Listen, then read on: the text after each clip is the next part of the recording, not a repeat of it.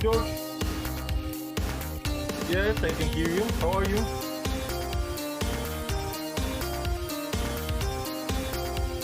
Okay, no problem. I'll be here.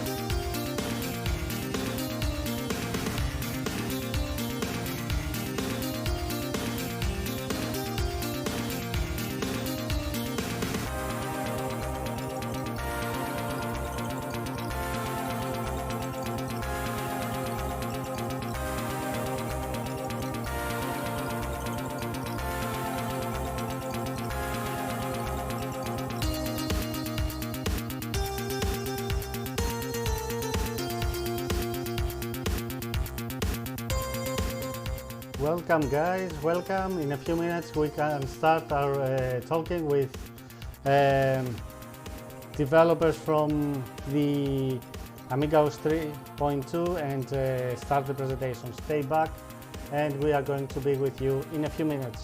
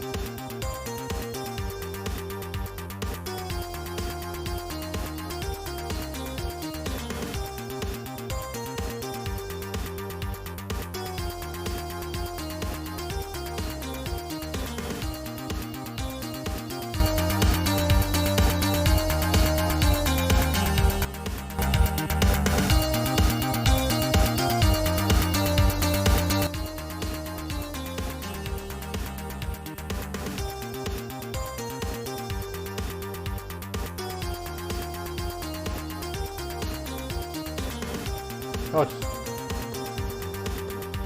Γιατί? Ακούστηκε.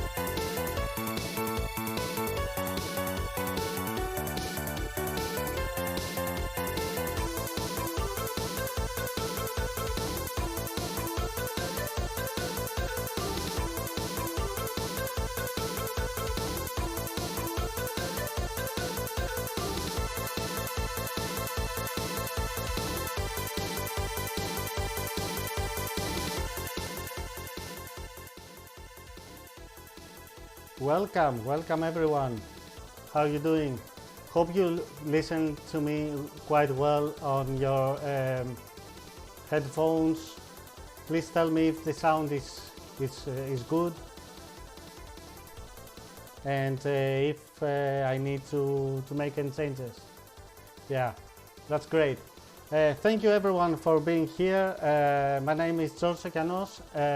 My nickname on the various forums is Volkero. You might know me by that nickname. I participate in most of the Amiga forums, and today we are going to do a nice stream about the new AmigaOS 3.2, but before that, I would like to tell you a few things about. First of all, I would like to talk to you about that fine background that I use on my stream. This is created by Vasilis Psomiadis. Vasilis is doing a great job replicating the various Amiga posters that advertisements and things like that, and you can find his website. Just give me a sec to show that on the screen. Yeah, that's it. This is his website, Amiga Posters at github.io. He has all the poster, a lot of posters created by him from scratch. And I took this concept image that he created because he recreated also the labels for different versions of AmigaOS, so that you can download in a very good resolution and print them and use them as you will. So I took that and added the new labels from AmigaOS 3.2. And he was kind to allow me to use it in the stream, so I would like to thank him as well. You may check his website, and he's doing a great job. Also, the music is from Elmobo.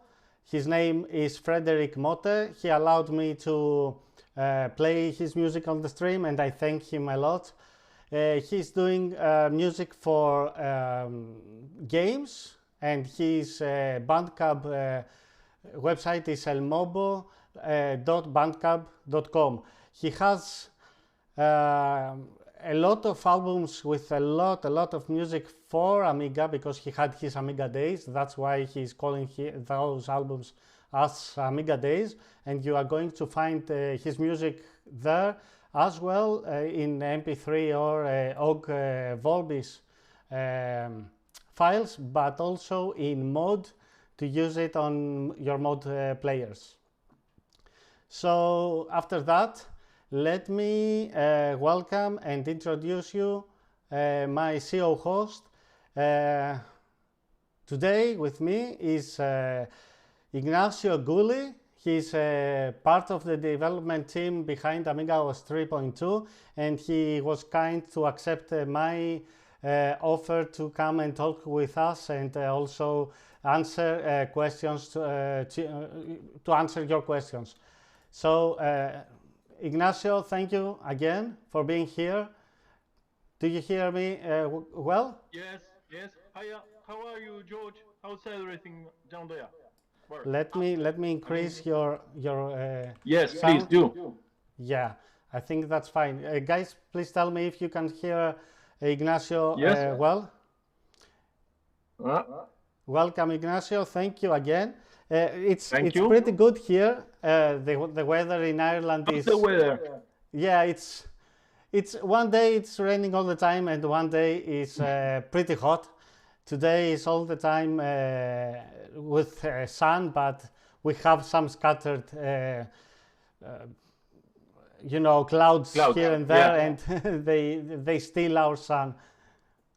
Yeah. Over here it is not a really nice day. We have like 15 Celsius, and it's entirely cloudy, and it's a little bit cold, to be honest. Would you Would you like to share with us where are you right now? I'm in South America, in Chile.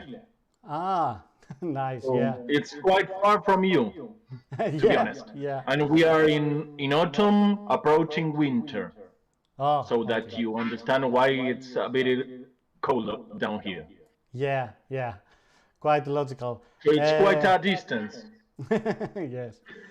So, guys, as you all know, 8 days ago, in 14th of May, Hyperion released the AmigaOS 3.2 for the classical Amigas, with a lot of changes.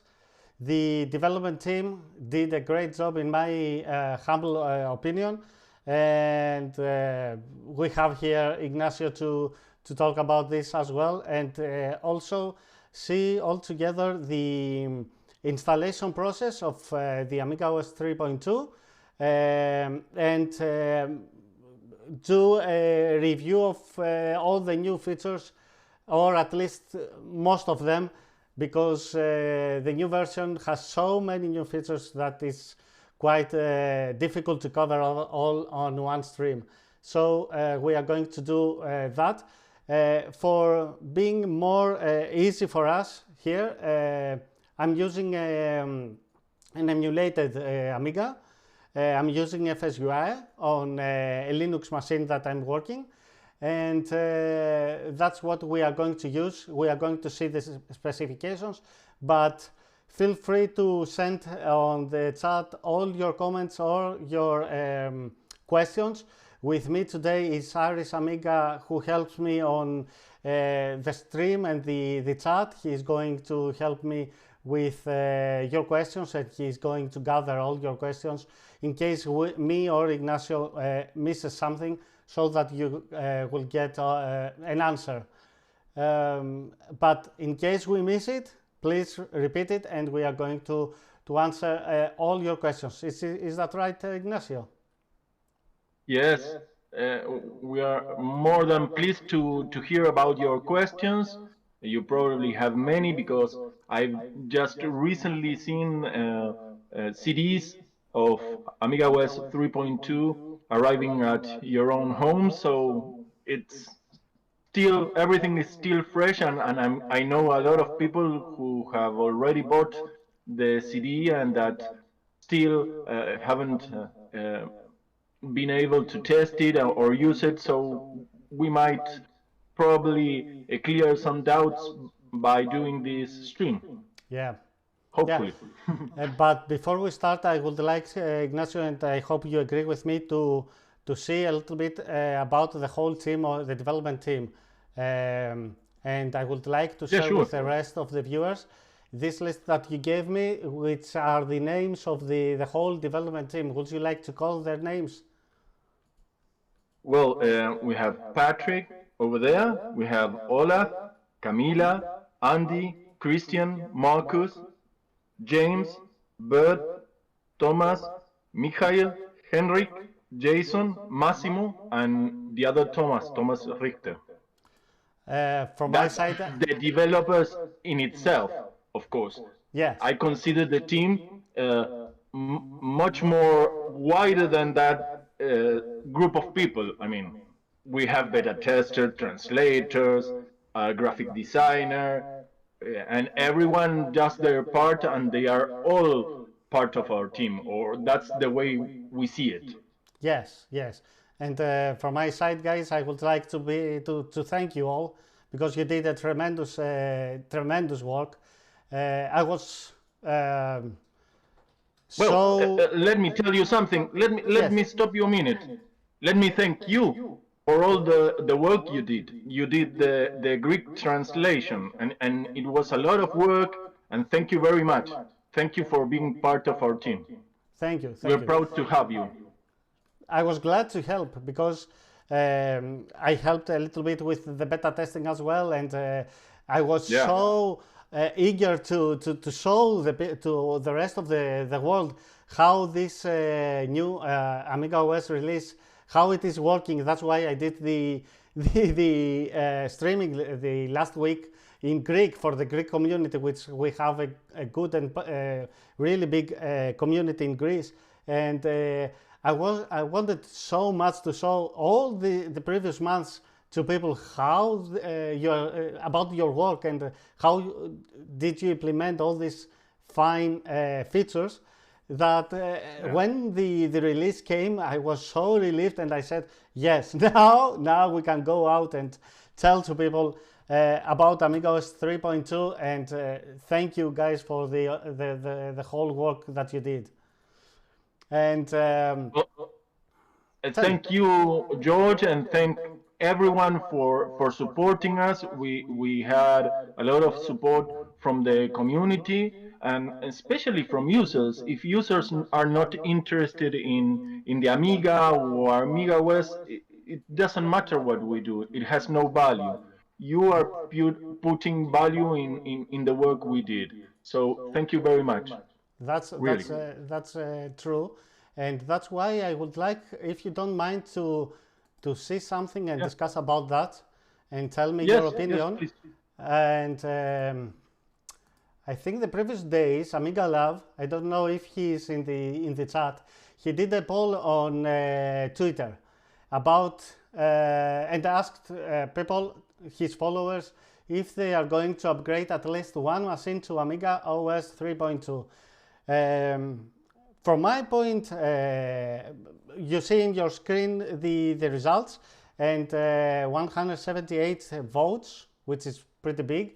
And from my side, what I want from this stream is for the rest of 55.6% of these people, so they will get a good and clear idea about AmigaOS 3.2, and I hope that this stream is going to help them decide if they want to go to the first line, so to go and buy it, or not.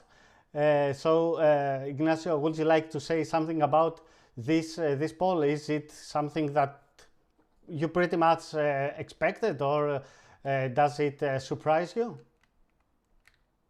It doesn't surprise me. I mean, there are a lot of people interested in different things about the Amiga and AmigaOS. So it's not unreasonable to try to keep doing what you already know and don't change anything.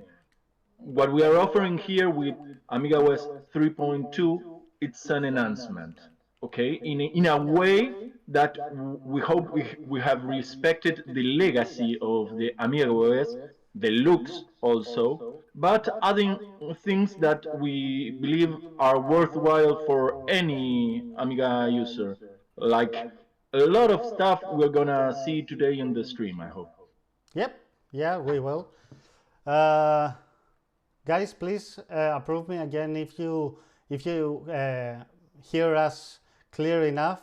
If you have any problems with our sound, so that I can make any fixes. And after that, I would like to show you the first. Let's see if we have any question on the chat. Hello, everyone. Greetings from Switzerland. Thanks for running the stream while here. No worries. Full of passionate. Yeah, that's the characteristic for Amiga community. It's, okay, we are passionate people, right? That's why we have so passionate discussions in every forum. Greetings from Spain. Will the team get paid? Not sure. They got paid for 3.1.4. I think in my, because that question played a lot on a lot of forums. From my from what I have seen as answers from the developers in forums, they said that their payment is people to use the AmigaOS 3.2. To buy it and use it. Ignacio, can you elaborate a little bit on that? You want to know about the license, how it applies to each No. user? The question is if the team is going to get paid from the We sales of the. don't. No. This is the thing. Please, and try to understand it. We never worked uh, looking for any profit from any economical perspective of Yeah. profit. Okay, we do it because we love the Amiga, we love the platform. So this is our way to contribute to the platform. Every one of us has a job and lives their life doing everything but doing Amiga stuff. Okay, we do it Yeah. because we love it. We don't want or need this money. We want to accept it. It's not about money. But you will have to understand too that since it is a voluntary job, we also like people to appreciate the time we spent Exactly. developing or doing whatever developers, beta testers did. And the way you can show that appreciation is by buying the CD. Why? Because if you buy the CD, Hyperion tells us, hey, look, this amount of units have been bought. And that's really nice to hear from a developer perspective. And it also enables us to ask Hyperion to buy some asset that probably will enrich our development towards another new operating system version, like it happened in 3.1.4. The money we ask Hyperion to acquire the rights of Reaction, okay, which is graphic user interface toolkit, and uh, Hyperion only had rights to use it for the PowerPC platform, but it could not use it any further for any other purpose. So, with the money that users paid towards 3.1.4, they use it to purchase the entire rights of Reaction. So please understand, there's no other way to support us than to buy things from the company that produces them. And not only that, you need to understand that the Amiga is an ecosystem. So you're not only benefiting the company that sells the CDs. There's also a reseller somewhere in the world that is also getting a percentage. Also, that reseller, due to the sale of the OS, it's probably gonna get an associated sale from, let's say, an accelerator, an adapter of whatever kind, and what else? And that means, of course, you are supporting the Amiga market in and probably hardware manufacturers that also produce those goods, so everyone benefits. So please don't be so close-minded and think, I hate this company, I don't want to support them. Yeah, I may understand that. It's perfectly reasonable, but understand it that there's no other way to support us but really doing the correct thing. And if you want the product, buy it. That's it. I mean, there's no other way.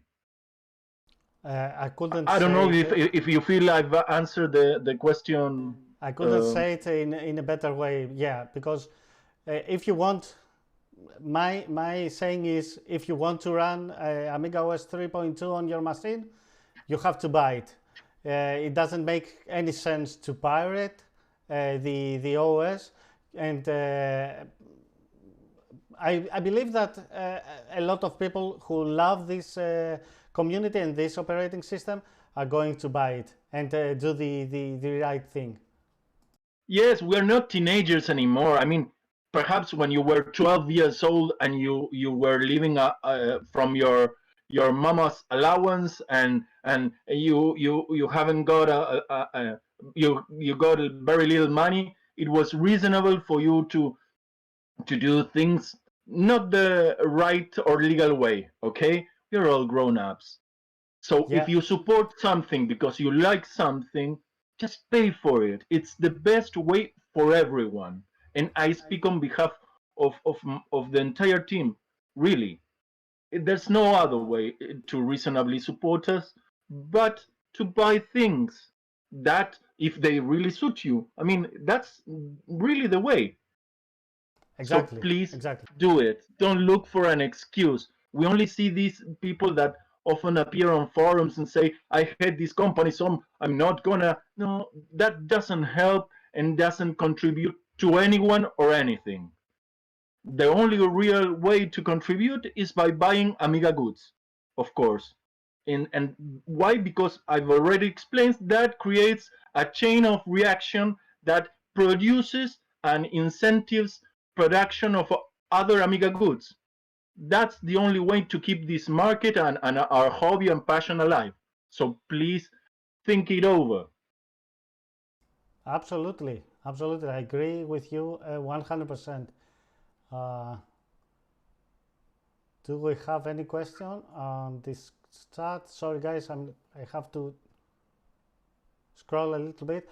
Also, please be patient with me because I'm not a regular streamer. This is my second stream, and I still trying to figure out how Twitch is working and how to do a good job. So if you want to have a question, mark me or Aris Amiga or Ignacio. Sorry, not Ignacio is not in the chat. Are you Ignacio in the chat? I'm in the chat in Twitch and just looking at what people are posting, but nothing more than that. To be honest, I haven't used Twitch a lot. I'm not a Twitch user, so as long as I see a question, I will try to answer it. Okay, I saw that a lot of people, not a lot, a few, already got their CD-ROMs because I saw in Facebook and Twitter. They are beautiful, to be honest. Have you seen them? Yes, yes, they got their CD-ROMs, and I hope they are also in the chat to talk with us about their experience. So, if you don't mind, Ignacio, I would like to start presenting the OS, and we can discuss during this presentation. First, I would like to show to the people the emulated machine that I'm going to run, which is going to be an Amiga 1200 with 68020 and ROM 3.1. The ROM that the most people have on their machine, just to show them how they can install it even with that ROM, and that they can use it, the operating system just fine without changing the ROM. And later we can change the ROM and see the benefits of the new ROM and discuss about that. And also we can see all the contents of the CD-ROM, how it sounds for you. Yeah, looks great. Looks great, and everyone will understand that, hopefully. Yep, I will do my best on that. So you see here the FSUI environment, and I have the necessary ADF files ready to use, because we are going to see the installation using the install 3.2 disk. And also we are going to later to see to boot the emulated machine with the disk doctor disk and the modules for this machine disk, so that we can see what benefits you get from this if you boot with these diskettes. Also, I have the ISO file ready to use, a simple RDB HDF file for our hard disk, 2 megabytes of RAM and 8 megabytes of fast RAM. Ignacio, can I interrupt you, George? George, yes, can I interrupt you? There is a question from Mercurio Blue. Is there any convergence plan in place between 68K and the PowerPC AmigaOS versions? Do you have interaction and have access to AmigaOS for source code? I would like to answer that question if you feel it's right, of course. George. Yeah, go ahead. Well, there are no plans of convergence. I mean, there's a pool of code which we share because we have a common ground, of course, but we have different paths. I mean, the OS fork is one and the 68K is one. So please understand that we are none of these branches is gonna try to follow the other, but just pursue their own goals and ways of doing things. Also, the difference in architecture, I mean, you cannot compare a machine with a PowerPC processor running at 100 or thousands of megahertz with a 68K processor running at, for example, 7 megahertz. And the same goes with the memory, with the I/O through output of the machines. So the OS has to be adapted to better suit that architecture. And even more than that, what else? Do you have an interaction set? Yes, we do have. In fact, there are two developers that come and go and actually work on both operating systems simultaneously. One is Olaf and the other is Massimo. And they usually interchange ideas that we have and the OS4 team has. They, of course, are allowed to pick up from our code, and we are allowed to pick up from theirs. Of course, we, as courtesy, we ask politely, but we are always granted that favor from them, and of course, they can do exactly the same. So please understand that our goals may be similar.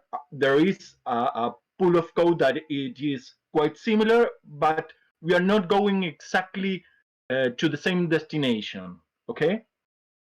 And I hope I answered it. And we have to mention here, Ignacio, that Yeah. the team's target is to support all the classic Amigas from the A500, right? The plain A500 until the most powerful classic Amiga or emulated classic Amiga it's out there, right? Yes, exactly. We don't want to leave anyone out, if possible. Of course, we are only targeting 68K as a platform, but any machine, emulated, FPGA, or whatever, we will try to accommodate it as long as we can. Okay, we are not going to make an entire build different because of one specific new implementation of a machine, but we are going to try to make it run. Okay. And that's why experimentally you introduced as well CDTV support and CD32, right? Yes, yes, there were long relegated machines that only had some form of operating system support when they were released, but afterwards it disappeared and they were released back in the 90s. So we are speaking quite a lot of time since then. And the thing is, we as developers, we don't have a designated role. So everyone goes and tries to pick up on the component or set of components that they really wish to work and try to see that no one else is working on them or join them, but try to coordinate the effort, and that's what really happens with everything within the OS. So the thing is, these machines were there, nobody was taking care of them, they were more likely like abandoned. So a tester offered himself to provide all the testing possibilities we would need, and so a developer went there and said, okay, let's try to do it. It was like a side job, and in the end they managed to pull both the CD32 and the CDTV to a working status. Okay, they are experimental because there are some compromises to be met along the way, which we explain in detail, in fully detail, in the frequently asked questions, which are on Aminet and are also on the CD. Okay. Yeah, totally. I don't. Is it okay?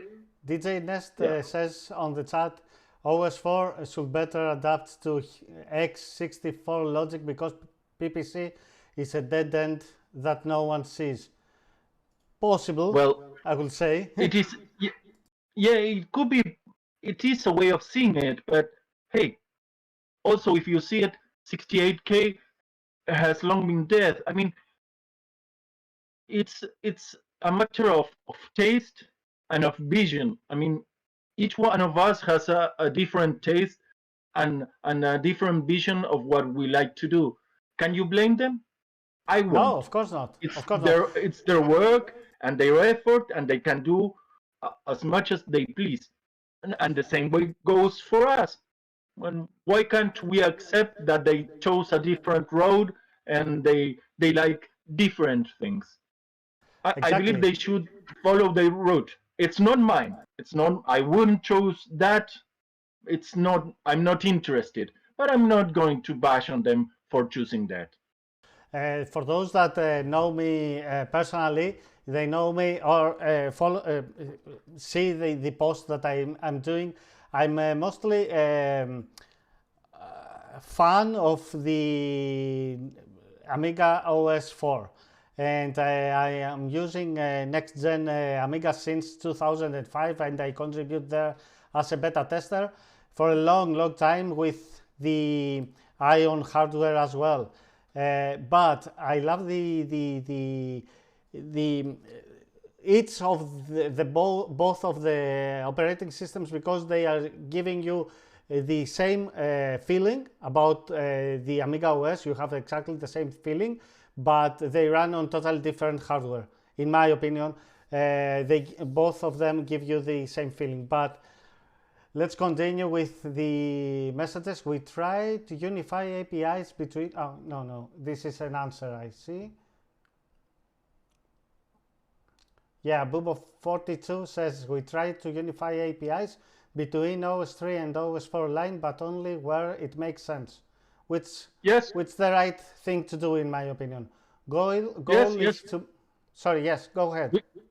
Yes, it makes sense to of course, as I was mentioning before, to try to keep the code we share as compatible as possible, but trying to force either the PowerPC guys or us, the 68K guys, into one way or the other, it's really just a disservice to our own goals. It's not necessary to do it, in my opinion. Yeah. There is one question: how big partitions can you have on the hard drive?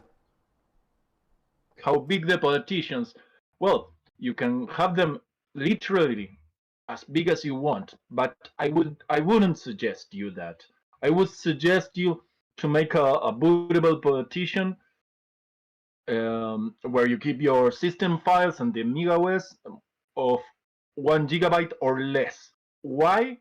Because it will be more backwards compatible if anything goes wrong. Okay, so in that way, even AmigaOS 3.1 or whatever can boot that partition without any troubles. Of course, you can make more partitions and bigger partitions, but I would suggest using them for games, applications, media, I mean MP3 files or images or whatever, or mod files or whatever you put in there. I would suggest that, but that's my personal use. Of course, if you want, you can create one partition with as huge as you can. Also, please remember when creating partitions to use block sizes as big as you can. I usually use a default of 4096, which makes a good ratio of benefit and in terms of space usage and memory usage. Otherwise, you're going to run into a lot of problems. Okay. So it is based on the hardware that the person has and what he wants to achieve. But the question, I guess, it's more if there are limits or not, if there are barriers, any barriers on the new SCSI device. I don't know, I might say something wrong. But I think I those understand where barriers. you're going to. I've tested it up to 1 terabyte. That's what the most has been tested, or so I think. Beyond Okay. that, I wouldn't know really. I would have to look at the code, to be honest. But I've seen I personally used without issues a partition of 1 terabyte. So I mean, why would you use it really? I mean, Amiga files are really small. Uh, it doesn't make much sense to have a partition that size. I But you can do usually it. try to use smaller ones and keep the rest of the disk space free until I need something else, and then create a partition out of that free space. I mean, that's my way of using it. You can, of course, use your own. Tuco Desperado has a question here. Do you already have a shareable roadmap for the future of AmigaOS 3.2 for the next versions? Well, we already started 3.2.1, which is of course a small bug fix update to 3.2, which should address all the bugs that are going to probably be reported in during these times, but all the users that are going to have the possibility of using and testing all the features of AmigaOS in a wide range of hardware. So we will probably gonna have surprises here and there, and we will have to address them. That's the idea of 3.2.1. It's gonna be a free update. It's not gonna be soon because we want the OS to be out and to be used quite a lot to get the feedback we need for that. And after that, 3.3 is planned. Of course, each of the developers has a quite big list of probably of all the things they want to implement. Some minuscule development has gone in that area of 3.3, but nothing really important or of worthy or to talk about yet.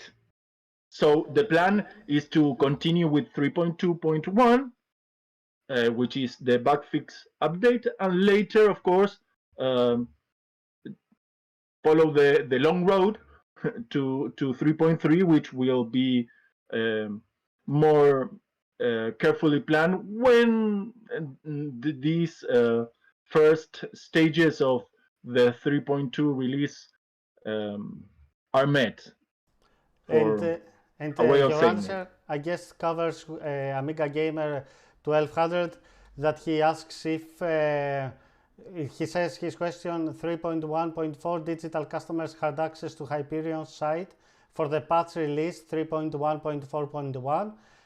With 3.2 being physical, is there a serial key or a method of upgrade planned? Should there be any minor fixes in the future? I guess you answered already with about that. And would you like to add something on that question? Yes, yes. I believe each CD has a serial number and a unique serial number attached to it in the form of a sticker. And with that number, I believe you register in Hyperion's website. And of course, we will provide in the future several updates. We hope that will contain material which we will have access to, and they will be free if you, of course, are a registered um, customer of 3.2. And this includes, of course, this update I have been talking about, 3.2.1. I hope it is clear enough. Yeah, totally. Olaf Barthel answers there that the Amiga FFS can scale to responsible volume sizes on account of how its data structures are designed. However, it was never designed for volumes in exceeds of more than 20. Is that MI bytes? Million bytes? What's that? it it will I don't know. work. I can't see that reply. In any case, Olaf knows better than any of us Exactly. the real limit, the hard limit. I can only tell you from my experience, Olaf has been breaking his head and losing his hair to address the drive limitation issues and trying to address some fixes on HD Toolbox, which everyone knows it's a kind of difficult program for partitioning drives. Yeah, exactly. Let me see. Any question? No. So I guess we can continue with Yes, the please. yes, with the installation. So let me see where I was. Let's start with install 3.2 disk and start the emulation. Okay. You are installing in which machine? In which emulated machine? It's Amiga 1200 with ROM 3.1 kickstart. Okay. Okay. And it has 8 megabytes of RAM, fast RAM, and 2 megabytes of chip RAM. Okay. Also, I have JIT enabled so that we can speed up a little bit the process, if you don't mind. Yes. Yes, sure. It's not. I believe if that not, we're everyone gonna sees wait. that. Okay, Yeah. great. So if you boot your machine from from install diskette that comes with 3.2 and the CD-ROM, let's say that you have the CD-ROM in your machine, you will see that screen, and of course you will have the CD-ROM there, which let's see what it includes. First of all, I would like to start from the install folder where there is that readme txt file, and I would like to mention here that the development team did a tremendous job on the documentation that comes with the AmigaOS 3.2 that if you guys decided to print it, it will be a couple of books, right? It has so much information there for everyone to have a clear view how the operating system works and what hardware is supported and what people can do with that. Yes.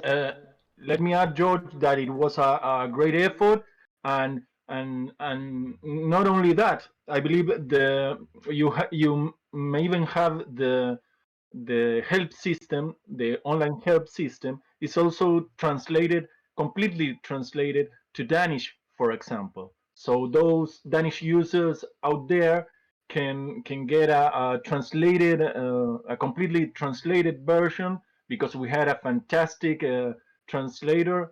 His name is Michael Englist. He was fantastic. Nothing. This guy did an excellent job, a complete job translating, which is something which is quite large, to be honest, in no time. So props Yeah, to him. I have a thought to do that for the Greek users, and no. It's gonna I be a said, hard job, I tell you. Huh? no, if I had to do that, I would spend so much time on that documentation that I prefer to do that for something else. And sorry, Greek Amiga users, because I couldn't bear doing that. You already had a lot to do, George. don't don't don't make excuses. You did a great job. You had I mean, over 1,000 strings to translate and to see if they fitted, correctly within the environment they were shown. So it's not an easy task to be a translator, to be honest, and more even in this new version of the operating system.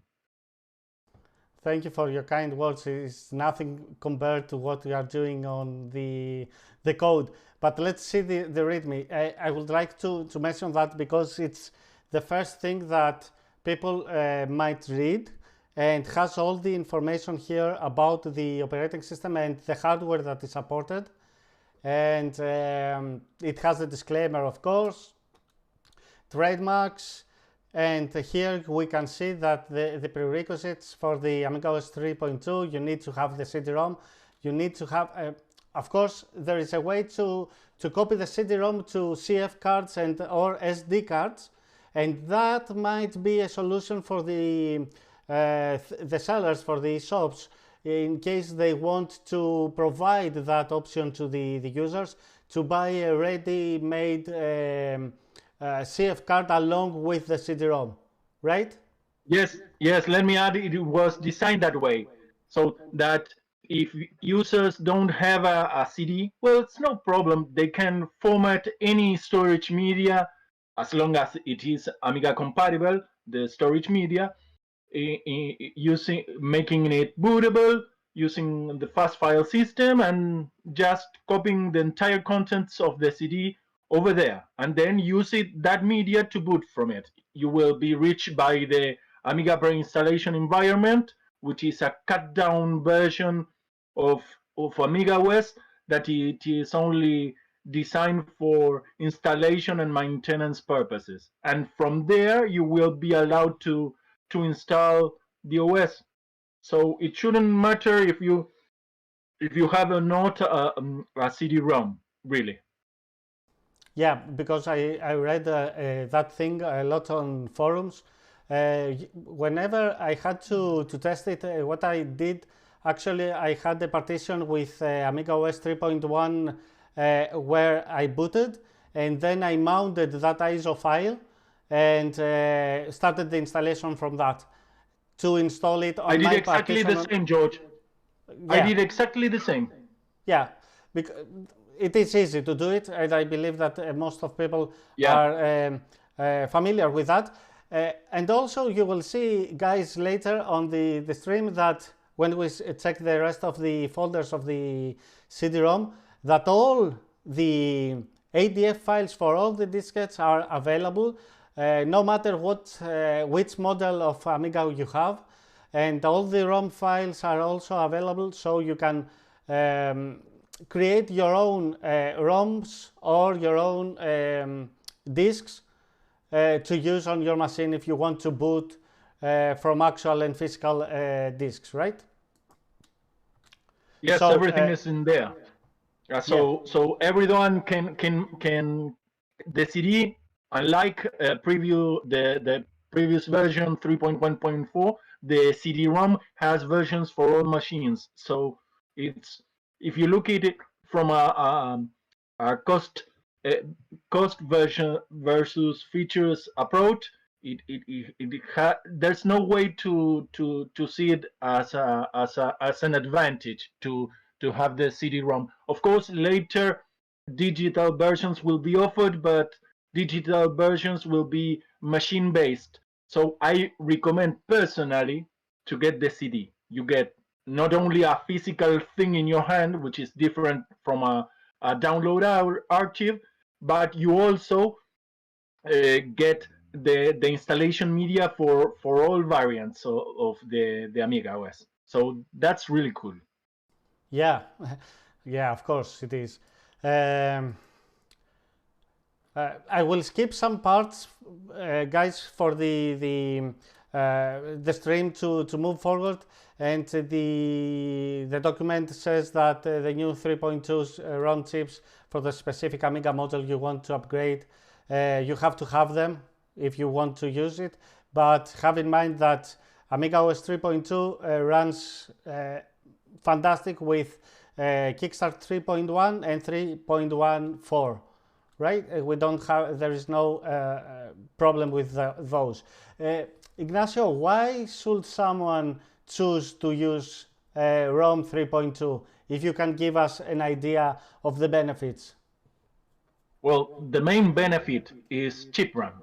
I mean, every Amiga user knows that we are always trying to save chip RAM as much as possible. So the problem is that by using an older ROM, the components of that older ROM that get updated in the first reboot, if you use the old ROMs, these are held in chip memory, and that chip memory cannot be recovered, and they are like half a megabyte.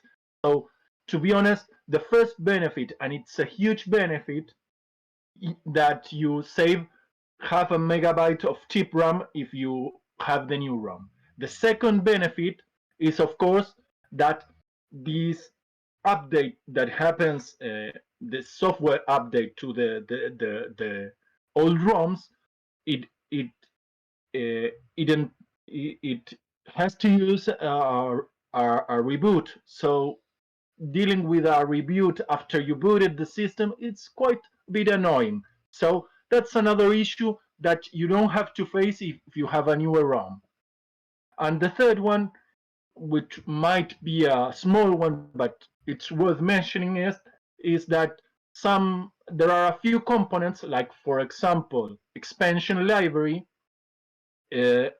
cannot be software updated, and the only way to update it is really from the ROM itself. So while you may really update nearly everything, the expansion library does not get updated by using an old ROM. So that's are the main ones, but probably you will find some few things that are also worthwhile keeping in mind if you purchase a new one. Okay? On the other hand, I hope I answered more or less the question. Yes. On the other hand, some people will say that if I use the new Kickstart 3.2, will I be able to boot on a plain 3.1 or a 3.9 installation? You can, but you only have to copy from the install 3.2 disk or ADF image, however you want to call it. From the libs drawer, you have to copy the workbench library and icon library. Okay, you copy it to disk, and it's exactly the same thing. In any case, I don't see what's the benefit of going back to 3.9 or 3.1. But in any case, if you want to do it, you can do it. You just copy those two libraries into your libs, your older libs, and that's it. Actually, my answer most of the times whenever I discuss this matter with anyone is exactly what you said at the end. Why would you like to go to 3.9 or 3.1? I don't know, but if they want, because of any weird desire, they can. Just have in mind that you copy icon library and workbench library, which are located in the install 3.2 disk. Nothing else. Exactly, but have in mind that most people haven't tried 3.2, so it's logical to ask something like that. They don't. No one likes to feel that he's blocked on a specific version of the OS, I guess. So on that, returning to the text, we see here that we have a lot of disks. 35. Yes, there are 35 disks to make you to drive you nuts if you loved floppy disks. Exactly, but I would like to mention here that because there is a confusion, no one needs all of these disks, because most of them are the different locales that are splitted one disk per language, and also there are different, and we see this on the screen, different disks per model, about the modules that are needed per model of Amiga computer. So I believe that the absolutely necessary disks are less than 10, right? No, let me tell you, George, I've counted right before we were starting the stream. I was talking with Chris, other developer, and we were talking about this exact subject. And it's the minimum, it is 10 floppy disks. Of course, if you don't have a 3.2 ROM, you will have to add an additional floppy disk, which will be a modules disk. If you install more than one language, of course, you will require the more disk according to the number of languages you will like to install. The same goes to glow icons. If you choose to install them, you will require an additional disk. The same goes to the MMU libraries. If you decide to install them, you require an additional disk. So it depends. Okay? And to clear, but 10 is the minimum. Yes. In the frequently asked questions, we put the order of the disks for a minimal installation and the optional disks. We tell which ones are and in which cases should they be used. We provided this also in order for those that own floppy emulators like Gotek-like devices, so that they can probably more accurately sort their floppy usage. Okay. Yeah, exactly. And let's mention here that whoever has an Amiga with 030, 040 or 060, they have to use the MMU libraries that have some generic libraries for these CPUs, right? Usually we could find those libraries in Aminet. So the team, if I'm not wrong, says that it will be better to use those libraries that come with your vendor, the company that created the expansion card that you use.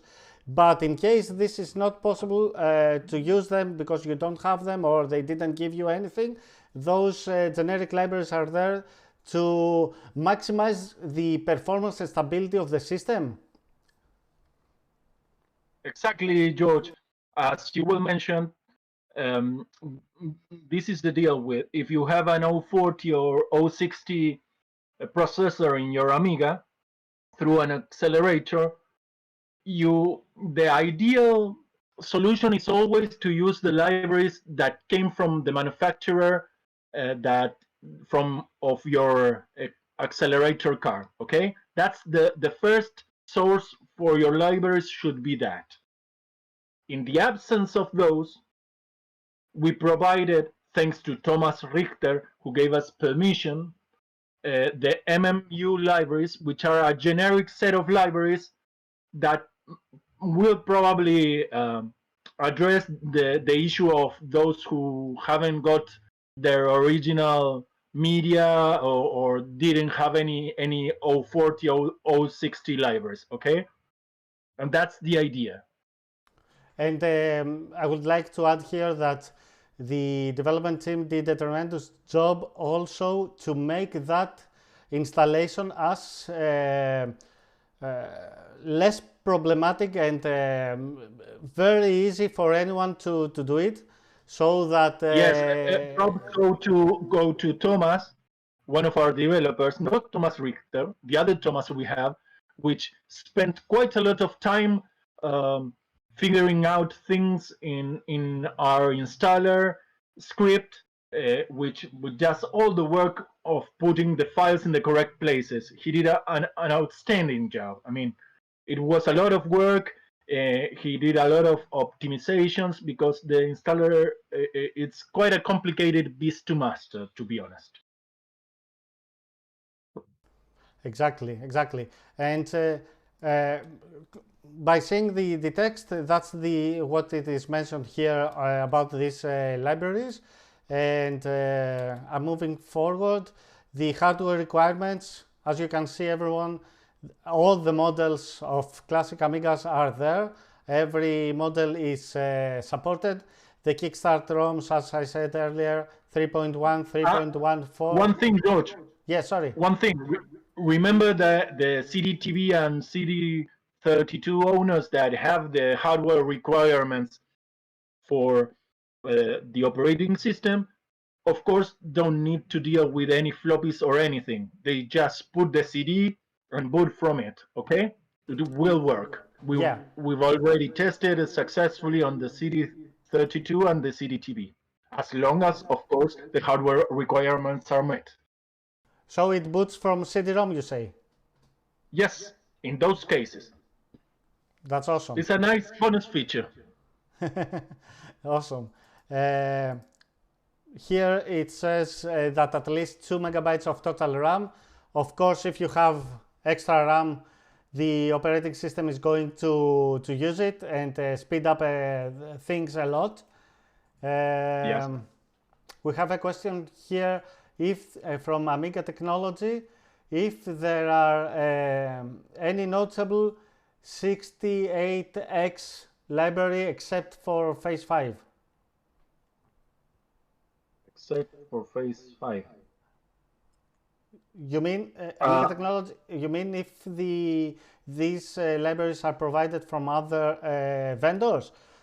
I don't know if... No, these are generic libraries. I mean, these are generic libraries. The one we provide are the ones that can also be found on Aminet. They are famously known as the MMU libraries. And these are generic.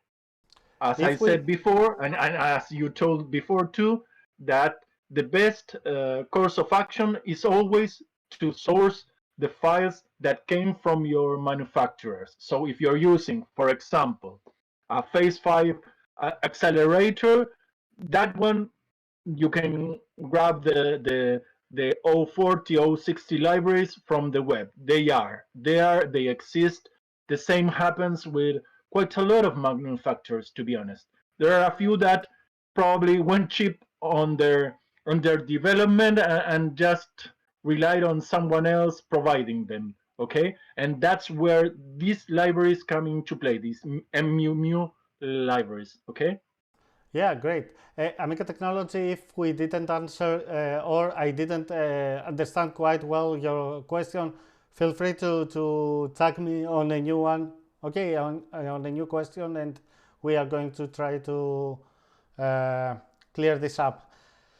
So a hard drive with a minimum of 10 megabytes of free space. So the footprint, this 10 megabytes includes if you want to use the glow icons, right? Look,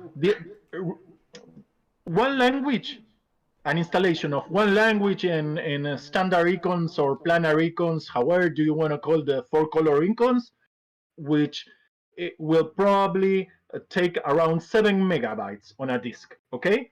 And if you install the entire set of languages using glow icons and all the bells and whistles and MMU libraries, everything can extend up to 22 megabytes, okay? So depending which options you choose, the operating system will occupy between 7 megabytes and 22 megabytes, okay?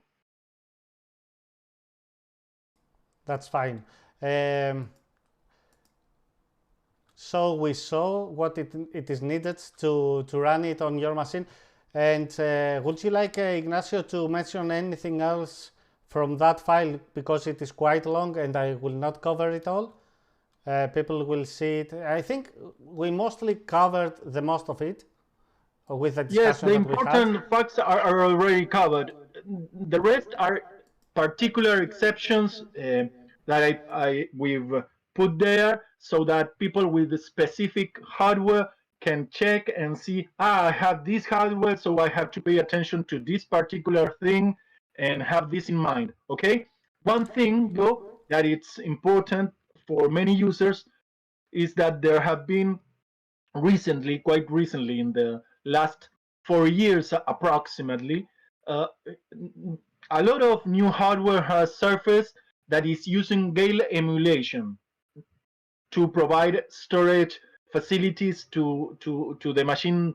For example, there are a lot of accelerators that to enable in order to provide storage, they reuse the ability of the SCSI device driver. How? By emulating the chip that the 1200 and the A600 had inside, which is called Gale. Okay, so they provide an emulation to enable these storage media. Okay, and this goes beyond. So you could have it in a CDTV, you could have it in an A500, you could have it in an via Zorro 2 slot in an A3000. So the thing is that upon installation, at the last stages, you're gonna see an available selection of models, and the installation process is gonna suggest you one, try to follow that suggestion, even though it may seem at first sight it does not match your exact machine. Because if you're using, for example, this type of accelerators that emulate Gale, the installation process will probably think it's an X600 or some other machine. Okay, just follow the suggestion, because otherwise the installation will finish and you will probably reboot and get a machine that has no storage media working. Why? Because you didn't install the driver. Okay, and this is something we could not have not any way to prevent this. I mean, we couldn't prevent manufacturers for emulating hardware on an accelerator. So please pay attention to this. What I'm speaking, it is also mentioned in this README. So please have a look at it. It is also mentioned in the booklet that comes from the CD. It is important. You can read it. It's not there to look nice. You can open it and read it, and it contains a lot of useful information, like the one you have been telling everyone right now. Okay? Exactly. Let's continue with the CD-ROM, and speed up a little bit, because we spent 1 hour and we don't have already the systems installed. Okay. Let's go ahead. People are going to shout, I guess. So we have ADF. Here are all the ADF files that for all the systems, and everything ready for you to use it and burn it to physical disks if you want. We will see the install. We saw the README. The click me start here. It's necessary when we are going to start to do the installation. It's a script that helps with the manipulation of the ADF files that are automatically mounted on the system. We will see that in action. Partition and format txt is a text that gives information about the partitions and how you can set your hard disk to use your partitions and format them. The cell is a cell if you want to use a cell. Format to format a partition. Here, this tool is copy to RAM and run hard disk toolbox, which is it's weird in a way, but it is really useful, because if you double click it, you will see that on the RAM disk you are going to find the hard disk toolbox, which can run from the RAM disk. And the purpose of it is, in case, Ignacio, you can correct me wherever I do something wrong or say something wrong. Yes, the purpose of it is, in case you want to use a specific device. For example, if you have a Blizzard and you have your hard disk on the Blizzard device, the SCSI device that you have on your Blizzard, and you need to change the default device of the hard disk toolbox so that it can recognize your hard disk, you can do it here. So you can come here and change that to Blizzard, for example, Blizzard SCSI, if I'm not wrong, that's the way it is called, and save it. The reason that the team wants that on RAM is because if you run hard disk toolbox on the CD-ROM is read-only, so you can't save that change. Is that right, Ignacio? Yes, you totally get it. I believe the name of the SCSI device on Phase 5 hardware is not Blizzard device, but it doesn't matter. The idea is the same. Doesn't matter. That's the idea. And you are describing the procedure just like it was designed to be. Exactly. And you can run the hard disk toolbox to set up your partitions from the RAM. That's the reason why this script is here.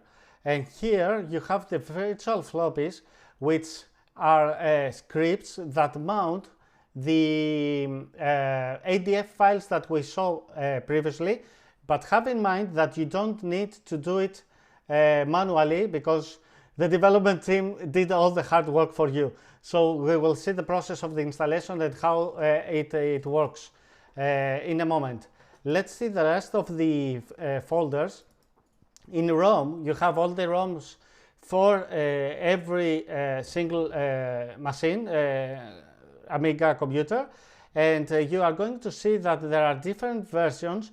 The ones that have the .bin extension, that are the files that you can use to burn your own ROMs, your own physical ROMs, if you want, and the ones that have the extension .rom that you can use on any emulated machine, or if you have some CO processor, some expansion that can use ROMs loaded to let me rephrase it, that can map ROM a file, you can use that file, that .rom file, to boot with the Kickstart of your choice, of Kickstart 3.2. Is that clear? It is worth adding that there is no CD32 ROM. We did not provide any. This is because, as already mentioned, the CD32 is experimental and we only chose the modules disk for it. Why? Because if we committed to a specific ROM, it could be the case that it did not work with a lot of accelerators. So the best we can do is not to provide a ROM and let each user decide if they want to create or generate one, which they can of course do at their own risk with the files contained in the modules disk. Okay? Just in the exclusive case of the CD32. Okay, that's great. Cloaked Alien rated with 9 viewers. Welcome, guys. We see together today the installation of AmigaOS 3.2, and we discuss about all the changes and the new features that this new version of AmigaOS brings us. And we will see the installation process, and we will see some of the features running on an emulated Amiga 1200. Stay back and I hope you can enjoy the stream. So to move forward, we see now the AmigaOS 3.2 CD-ROM, the contents of this CD-ROM that people are going to buy. And we saw the 3 first folders, and let's go to labels. Here we have images for the labels. If you want to create your own labels, you can print them and use those on your own discs, or even there are some labels about CF or CD cards that have the exact dimension for these medias, and you can use this if you want to write your operating system, this operating system on a CF, for example. You can print your label and make your CF card look much better. Ignacio, who did this work with the labels? All the graphic work, I mean, glow icons and the cover of the CD and all the labels were done by the very known artist called Mason, which is Martin Mertz, which is really a talented guy and a great guy in every kind of way. I cannot say anything but the best of him. He's a great guy and he has worked quite a lot. I mean, we have more than 2,000 glow icons specifically designed by him, and he did it out of his own will. He's really great. I mean, I cannot, and his work is absolutely fantastic. Yeah, Martin. You have seen it in 3.1.4 already. Well, this is like an extension of his work and a much more enhanced way, of course. Yeah, Martin is doing a great job, and he's also working on the official icons for AmigaOS 4. Yes. His work is tremendous. He's extremely talented. Yeah. And as you said, more than 2,100 new icons are in this CD-ROM for you guys to use them with your applications, because it's not only for the applications that come with AmigaOS 3.2, but the most of the applications in the AmigaOS as they used by the users. And we can't see right now these icons because we don't have the icon library, the necessary icon library loaded in memory.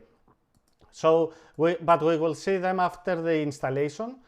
And also, we have the NTK 3.2, which includes the necessary header files for developing your own software for AmigaOS 3.2. Here you will find the header files for reaction if you want to implement something that uses the GUI.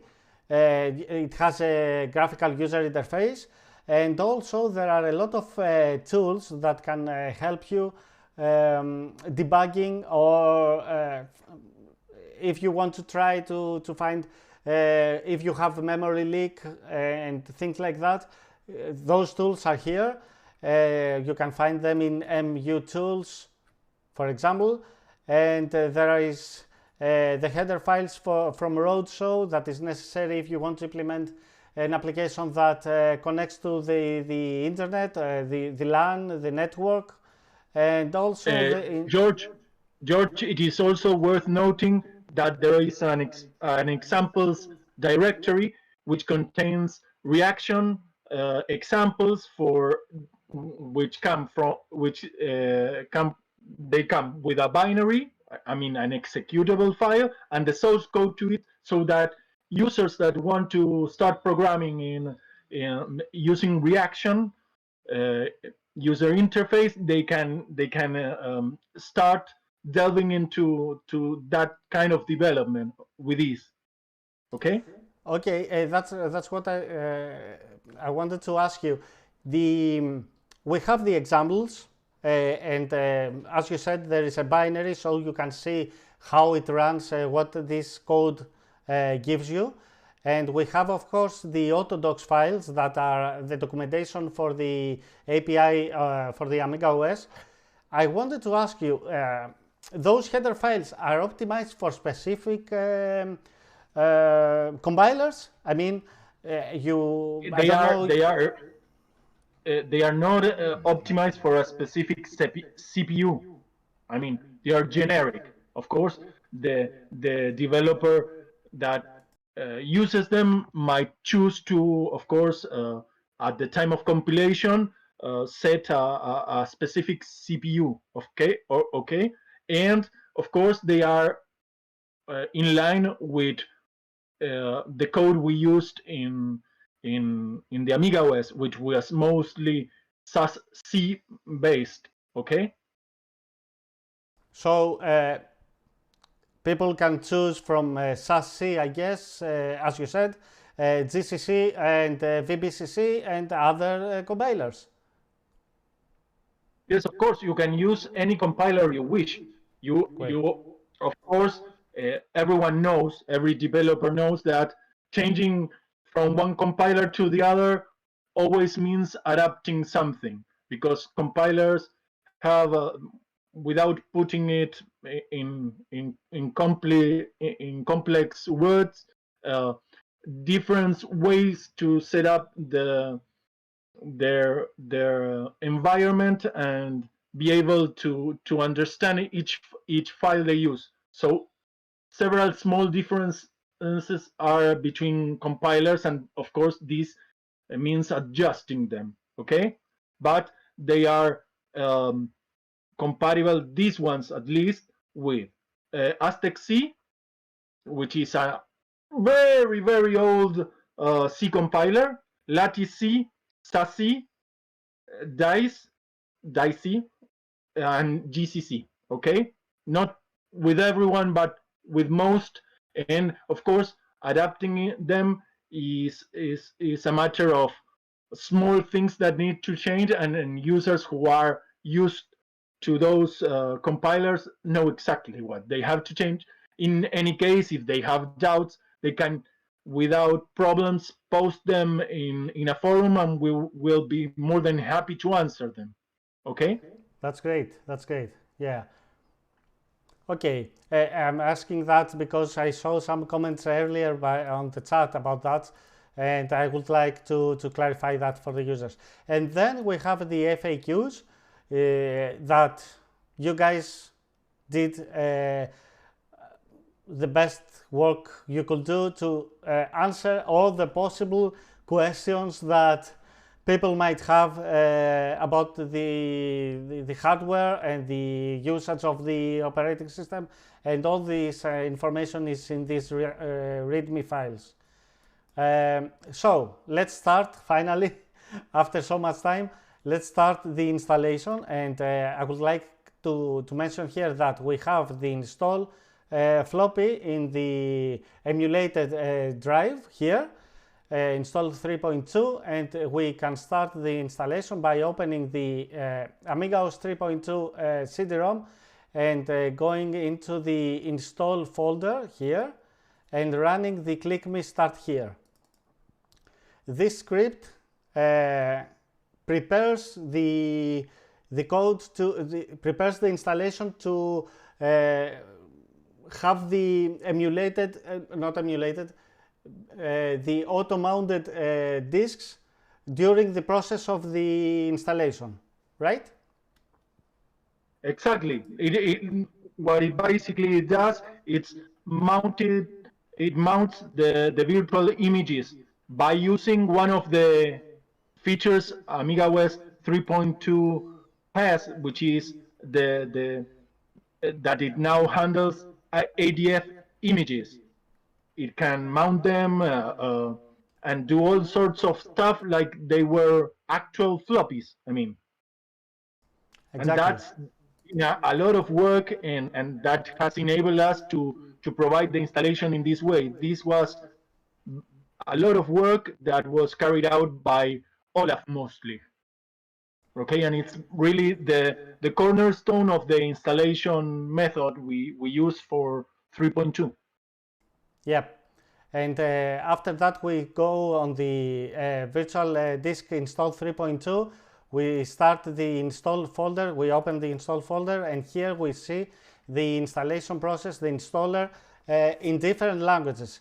Let me mention here that for some languages like the Greek and the Polish and the Turkish, the languages on these installers are, the language that is used is still English, if I'm not wrong, Ignacio, because yes, I remember back then when we tried to translate that, if I'm not wrong, the problem, the reason why we didn't translate those installers in our language is because we can't use the fonts that we need.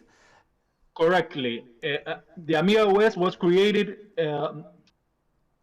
having in mind structurally the Latin languages, which use the known alphabet for most countries, okay?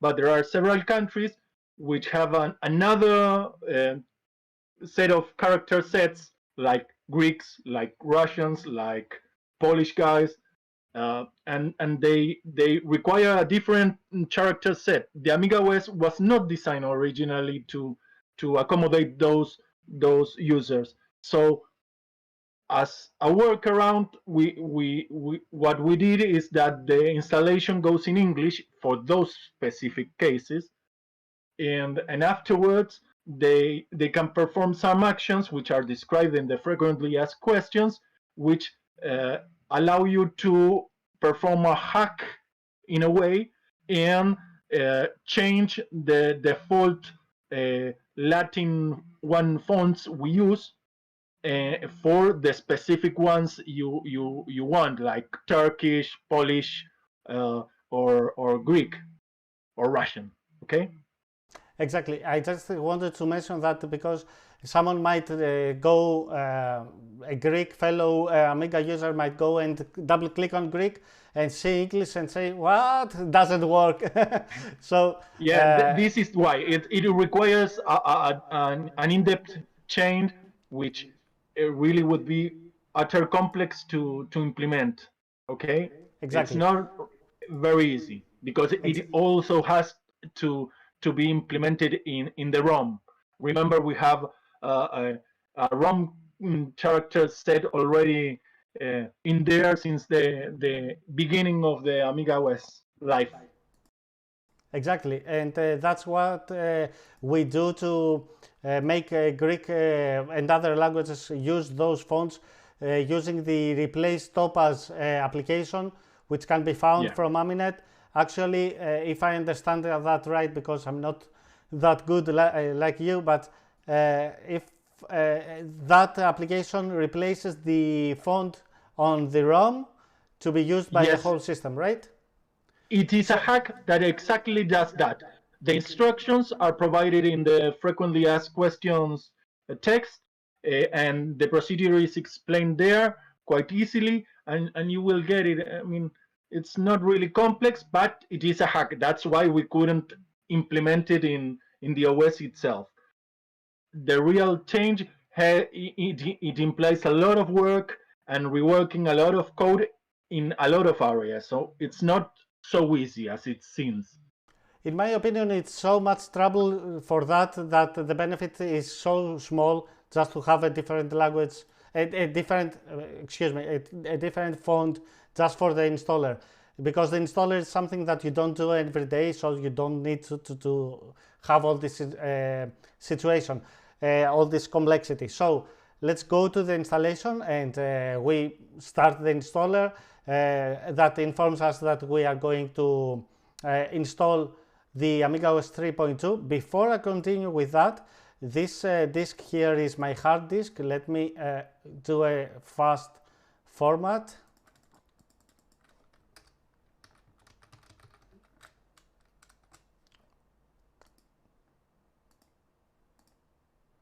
So that it is clean, and we start the installation. First of all, it asks us if we want to install the release 3.2, if we want to update languages in case that you come back on a later time and you want to change or update the languages, and or install glow icons, or install the CPU libraries that we discussed earlier. So for now, we go with the installation of this release. We will choose the intermediate user. This step is familiar, everyone is familiar with that step, and here it says us that this installer is going to start installing this operating system on the hard disk, and asks you if you want to install it on the system folder, the system partition that it finds. If you don't want to do that on that partition here, you can press no and then select your partition that you would like.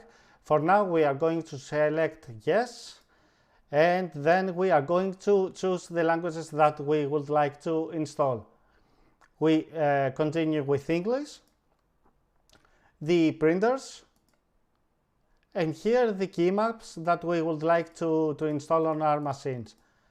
I will choose, I will keep Greek, American, British, and that's all. After that, we are asked about the glow icons if we want to use it to install, if we want the installer to install the glow icons automatically, and informs us that it needs at least 16 colors and that the glow icons consume more memory. Ignacio, if Yes. we choose to install glow icons, I know that the operating system, when we boot on that, it's going to have 16 colors already configured on Yes, our by default. skin mode. Yes. If we choose Yes. not to install glow icons, it falls to less colors, to 8 colors.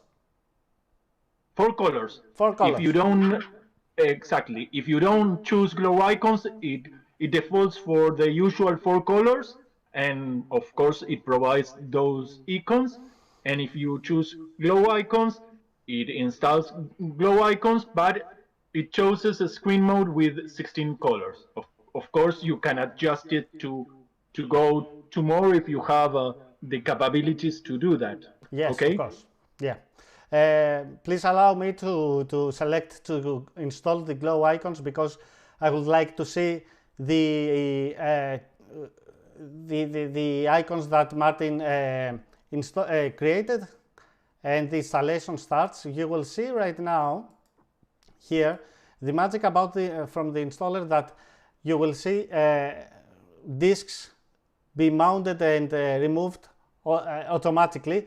So from now on we don't need to do anything on that, and we can continue, Ignacio, our discussion about, I wanted to ask you about the NDK. Yes. Is it going to be available out of the CD-ROM, maybe on the website of Hyperion, in a way that anyone can download it and use it? Or yes, you have to buy AmigaOS 3.2 to get access to the NDK? For the moment, Hyperion is overwhelmed with the amount of orders of AmigaOS 3.2, so they are barely functioning, okay? Because they are trying to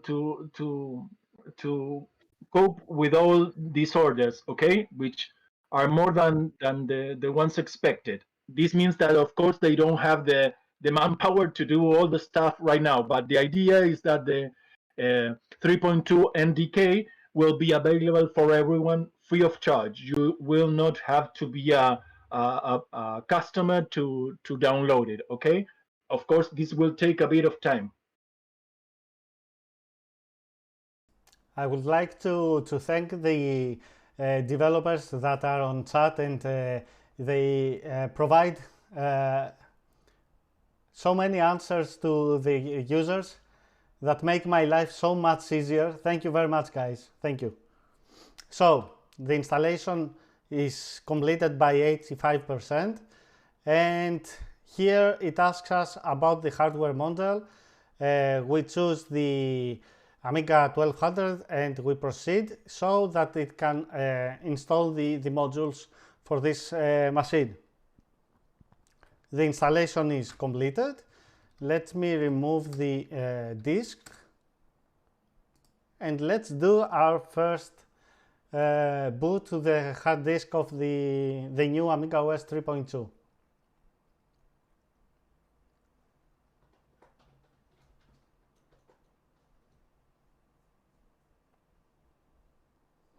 Awesome. So now we booted on AmigaOS 3.2, and we have here, you see, even the CD-ROM has a totally different icon, and we can see here all the glow icons by Martin Merge included inside that CD-ROM. So Let me see what I would like. Give me a second to get my notes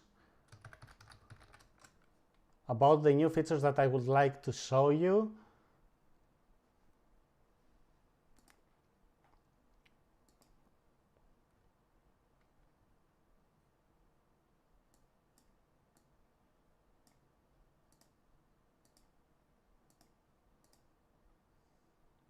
So yeah, Ignacio, I'm going to start showing some of the new features. First of all, I would like to show in the preferences the new reaction preferences. Why don't you try to switching the screen mode to high res laced? The screen resolution, I suggest icons will look better.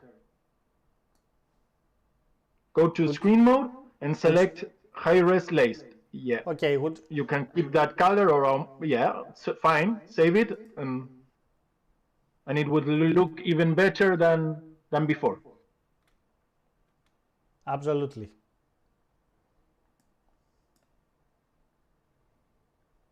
You see, they are more square-like. Yeah, of course. Yeah, because those icons are designed to be used on RTG, mostly computers, right? Yeah, exactly. Or computers with a scan double. Okay. Exactly. Yeah. High res. It does not make much sense to use it in a PAL TV or on NTS CTV. You are right, Ignacio. So we have here the reaction preferences, and also there is a way to see a preview of the configuration. Reaction, as you said, is mostly a way for the developer that creates the graphical user interface, right? Some people say that yes, but to put it simple, because often these terms often confuse Amiga users. You have to see it this way, okay? You have the graphic library that it is a minor abstraction of the graphic functions of the AmigaOS, okay? And on top of that, you have, like, you know, when you play a game, you have a game engine, okay?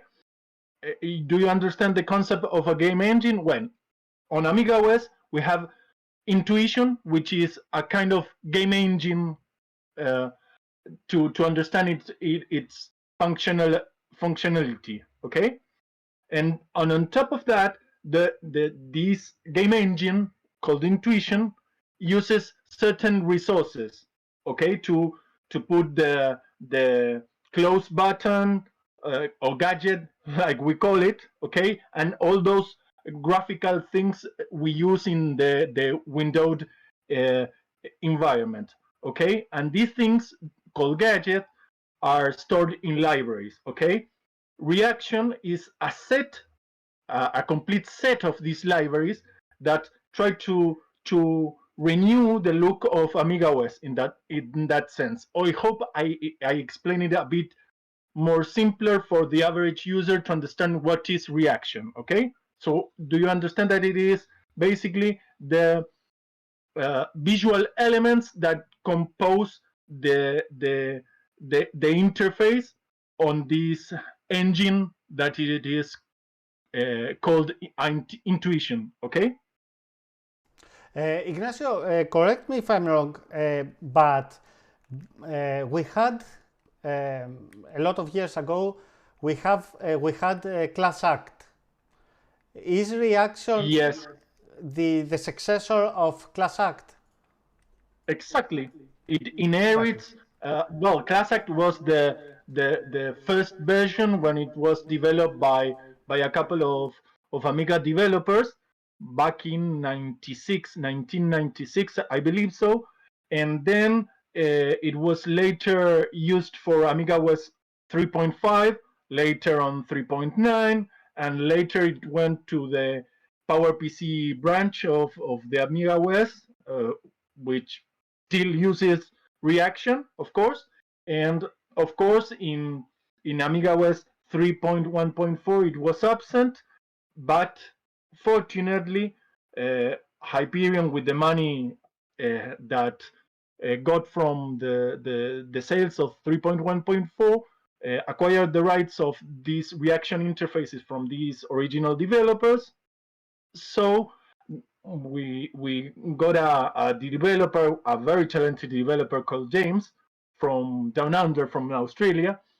He took it as a personal job to backport the reaction that OS4 has, so that we now can use it in AmigaOS 3.2. And not only that, it is much better than the 3.5 and 3.9 because it can even work on 7 megahertz and a 7 megahertz CPU without problems, which is something which did not happen in AmigaOS 3.5 and 3.9. Okay.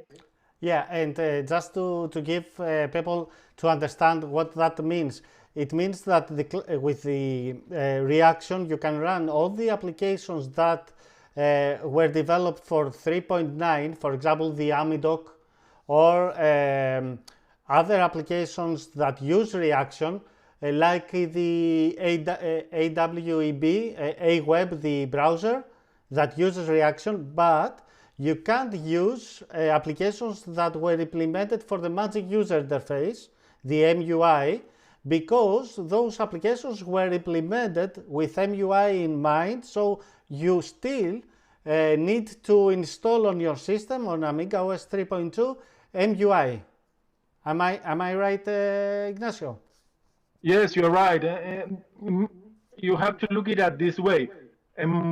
MUI, like I usually call it that way, MUI, is a third-party user interface that works not very Amiga-like. Of course, it is widely spread, widely used.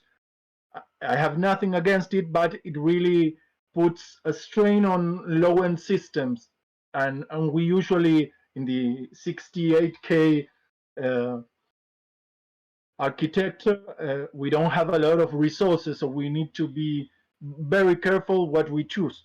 Reaction is the perfect choice. I mean, we also have to value all the work that has been done, because not only it was ported, but a lot of people, like for example Camila, worked a lot of trying to adjust it, to tweak a lot of bugs and issues that were still lurking around. So it's not like it was an easy job, something that can be done from one night to the other.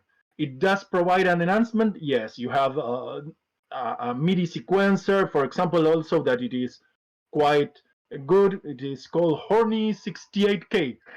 Then you have the popular audio player Amiga Amp, also uses reaction. You have there is a version, one of the versions of the NetSurf web browser also uses reaction. There are quite a lot of developments. You have to properly look them on Aminet or in their author's page, of course. Yeah, that's the good thing, that the reaction that comes with the AmigaOS 3.2, it's not that brings something that developers need to adapt. It's something that, as it is now, all the applications that are implemented in reaction can use it from day one, and that's the good thing, in my opinion, for this version. And I would like here also to say that these reaction preferences, whoever make any changes on these preferences, is applied to all the applications that use reaction on your system. So you can change the look and feel, you can change the spacing as we saw here, and you have the preview to see how it looks, the fonts, even the refreshing, if it's going to be simple or smart, and things like that. Or having a 3D label here. Change that, and you have a label with a shadow. After that, we have IC control. That is one pretty nice preferences window that gives you configuration on how the workbench works. For example, if you want to move the windows outside the screen, you just have to click on this checkbox and save the configuration, and then all the windows are going to be able to move outside the window, the screen. In AmigaOS 3.1.4, you had to play a little bit with the Intuition library, if I remember right, and find that. Yes, it was not included in ROM. Now it is included in ROM, and it's installed by default, but you have to go to iControl and enable it, okay? Yep, and you can also enable to resize the windows from all the sides. That is really cool, a really cool feature. The mouse also, the mouse pointer changes the shape to try to hint you in that you can actually do that. Exactly. You can also enable the scroll wheel, so to use the wheel of your mouse. And yes. Also here is the mouse interaction based on, depending on the window, you can select if you want to be the active window that you have or the window that is under the pointer. Yeah, exactly, and you can also in the slider below, you can also adjust how much processor memory, processor resources, are used for the job. Okay.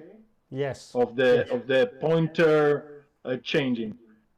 What we're Exactly. seeing now is that you have accessed the advanced appearance settings, okay? No? Yes, and we can. Okay, yeah. I can hardly see them on this phone. Yes, we can change here the gadgets if I'm not wrong. For example, the gadgets to be more square, those gadgets here, right? And or you can even change the title bar. Yes, this is to adjust the proportions. I mean, we all have different display devices. I mean, some people have old CRT monitors that have usually a 4:3 ratio, which is basically describes the proportion between the width and the height of the screen. Okay, and nowadays we use another proportion, which is usually 16:9 or 16:10, and there are other exotic proportions. Okay, and that also depends on the screen mode you choose. What this menu allows is to tweak the gadgets and the look of Intuition to properly look square or more proportional, better looking in any sense than before. Okay, the best advice I may give you anyone is to try the settings. Don't be afraid, try the settings and see what each does. Okay, there's also an exception window down there, which is used to try to prevent certain programs which are hard-coded to a specific set of rules regarding the gadgets and each of the visual components of their windows to be excluded from these changes of these appearances in iControl. Okay, so that everything can look as better as possible in any kind of screen or display device you may use. It remains only now to see how the other patches that change the look of the windows the titles and put some patterns over there and change totally the look, how they behave, and if they can work as before, so that, because you know, a lot of people on pretty fast Amigas, they are using a skin to look like AmigaOS 4 or something else, and they want and they like to do something like that. Do you have any did you guys try something like that to see how it works? Yes, we have, well, we have an eminence in that field. We have a Massimo, who is the author of Visual Prefs. Everyone that has done a lot of tweaking to the user interface of AmigaOS knows about this program. He has recently, what was it, 2 days ago, released a new version which addresses all the new features that AmigaOS 3.2 puts on the table. And yeah, you now, if you were used to using an old version of Visual Prefs, you can use this new one together with AmigaOS 3.2 and adjust it to your liking. Okay, and even more than that, it comes with a free key file, so there's no excuse. Exactly. And we have to be honest. He is also the in charge of intuition in OS 4. Like I mentioned before, he works on both OSs. He is an extremely talented developer. We are really fortunate to have him. That's right. Default icons. Default icons is something like the def icons we had on AmigaOS 3.9, right? So it's a way to set the AmigaOS to recognize the different types of files, for example, images, and from these preferences you can set how you want these file types to be recognized, if you want to add new file types or change the already stored ones. And if you want to change the icon, the default icon that they use, and also change the application inside the default icon, the application that is going to be used by default to open these files. The development team did a huge job here and added the most known. Camila did most of the job regarding default icons. Okay, these preferences editor specifically, she did most of the job on it. Okay, and it's really, well, something that most 3.9 users might be familiar with and probably don't need to relearn anything new about it, because it's there and it's working. But for those of you that don't know about it, please take a look at it. It really makes a lot of things more easier. And like you said, it is a way to make the OS recognize files by their type. Okay, there's a lot of information about this.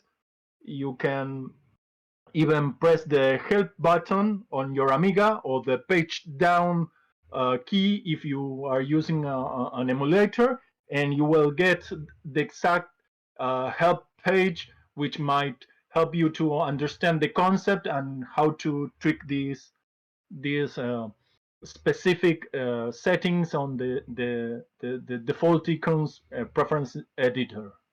Okay. I have a confession, Ignacio, about that, because I always preferred 3.9 on my machine, basically because out of the box I could have the ability to use any file by double clicking on that, and I find that feature really crucial for the new OS. Yes, no doubt about it. We took, in any case, this is the preferences editor, the actual file that does the engine that drives these changes is backported from the OS 4 version. Okay, we only changed the places where some files are kept in order to achieve backwards compatibility with 3.9. But then nothing much else changed in that respect. Okay, let me. I don't know if you would like. I would like to show right now the palette and the pointer to move forward. The palette Okay. is the same that everyone knows, but I don't know if at the back there is any update. I guess most of Yes, the there are many preferences. updates, George. Yeah, I mean the let's say 90%, 98% of the applications in AmigaOS 3.2 converted to use class action reaction, right? Not all applications. I mean, we are kind of in a mixture right now. Some things we have them using reaction, and half of them are using still the old GAC tools user interface. So it's kind of a mixture. We Ah, are okay. in a sort of transition. Okay. Okay, The idea is to of course properly transition completely to reaction, which is more modern and has a lot of features. exactly. And here we can see that you guys added some new look presets, and some people This might even. specific this specific preference editor is still GATTools, for example. If you want to see a reaction, the reaction interface, you might look somewhere else. For example, I can tell you can look at the fine program. You can look at how show config now is now working, and in there you will see a reaction user interface. But here you are using we are still using the old GAT tools. Okay. Yeah, but you added some pretty cool presets here, like the one that makes AmigaOS 3.2 look like 1.3, that a lot of people might Yes, like it to looks have. beautiful. Those for those of you who keep a 1.3 and love it because of the color palettes they use, you have no excuse now not to update with this palette setting. I mean, And that it and that looks goes gorgeous, and it really respects uh, that original look. Okay. and that goes by me to Amiga Love, who loves Amiga OS 1.3. Now you can have It's all an the homage colors to there. 1.3. Yeah, We yeah, put it there because we also love 1.3, and exactly. most many of us fell in love with the Amiga in the 1.3 era. Exactly. So we couldn't be with that setting. I mean, we had to put it. Absolutely, absolutely. So the pointer, as you said before, when you go to the edges of a window, the pointer changes to show you what you can do there, and that applies also to fields, text fields, and if the pointer is above a gadget that changes uh, the work that you can do with that specific gadget, the pointer changes to that to give you some more information on what you can do there. There are 41 different images, 40, if I recall 40, right. 40, 40 different pointers, and you also can open the presets drawer in the prefs drawer. There is a presets drawer. You can open it, and you will see a pointers and a backdrops drawer. If you open the pointers drawer, you will find a lot of different presets of different pointers which you can use that suit different styles. Okay. And they're Yeah, really cool, and I suggest you try them. There are a lot of options, and we've made them. Well, I'm talking about the work that mostly Mason did. He did a tremendous job here by creating different sets in different sizes so that it can accommodate different resolutions and of course tastes.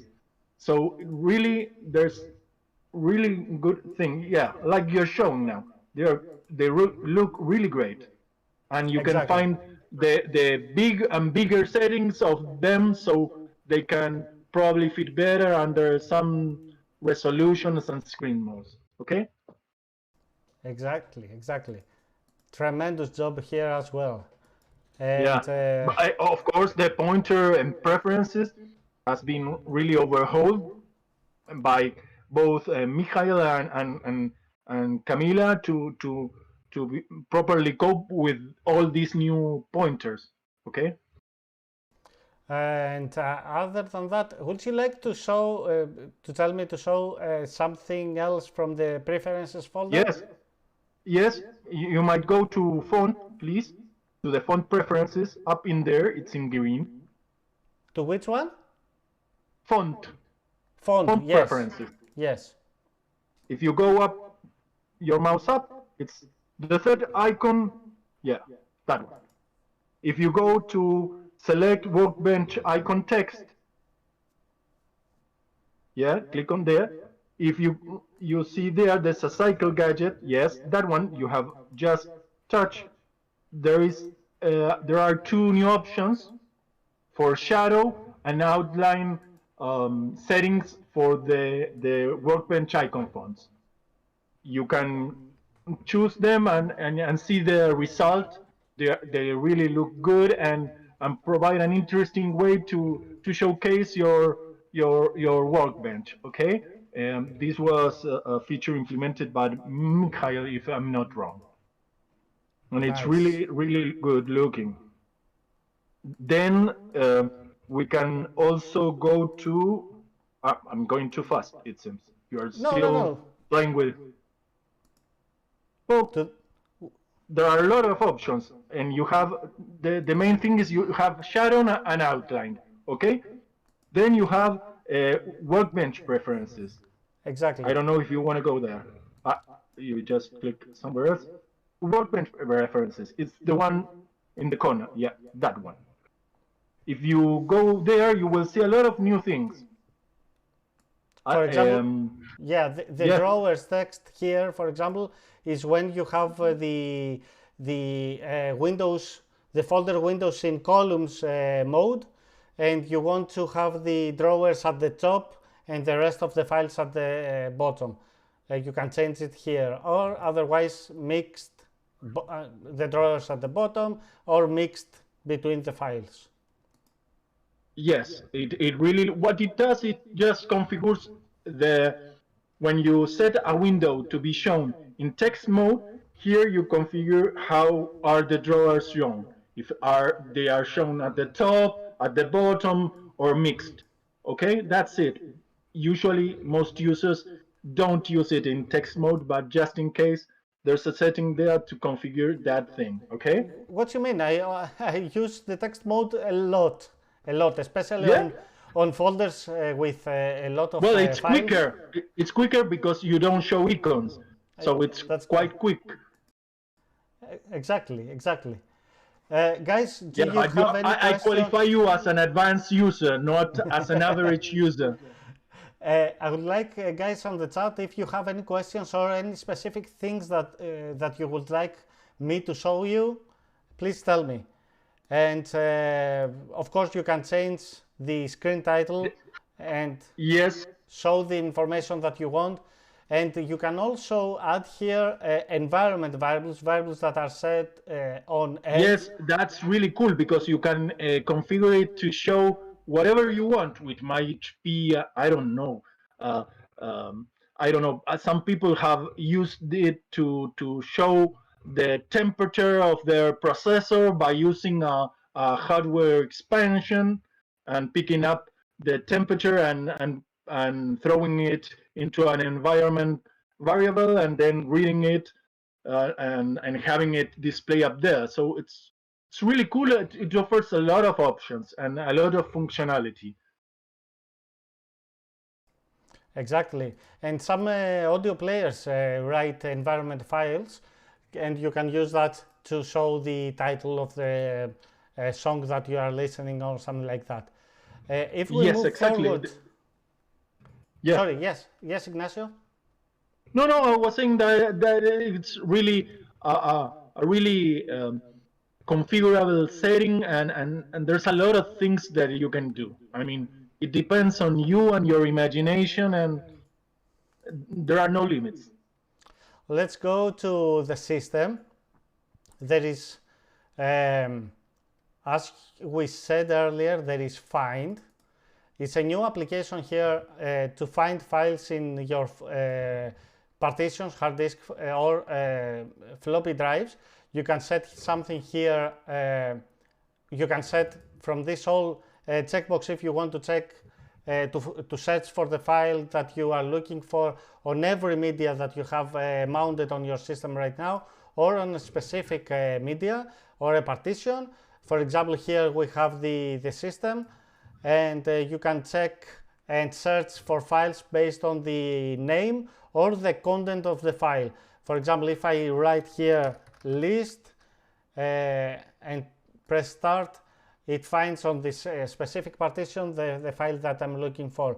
But if I change that select box with the second choice, which search for files that contain on the name the specific word that I wrote, it can find more results. And also from this application, the find, you can select the one that you want.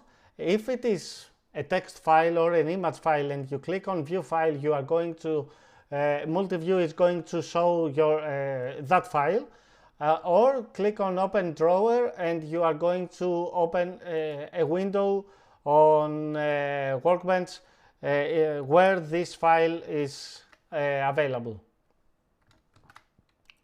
For example, It is also worth mentioning that is specific user interface of the find that I was mentioning before. It's reaction based, okay? Completely reaction based. Yes. And of course, this file, this find application starts from the menu as well. If you select it from here, you can start that find. Also, here is something that you mentioned earlier, Ignacio, the help. If you click that icon here, you get an Amiga guide file opening in multi-view, which has all the information, the needed information about the operating system, and so much more. It has information about for RX, for example, if you want to use RX on the AmigaOS. It has information about all the programs or all the commands. And one thing that I really loved about that documentation is, as you mentioned, Ignacio, earlier, if you go on any application and you press the help button, it opens on that documentation on the specific application topic and shows you the information. Exactly. And there are a lot of things to be known about this.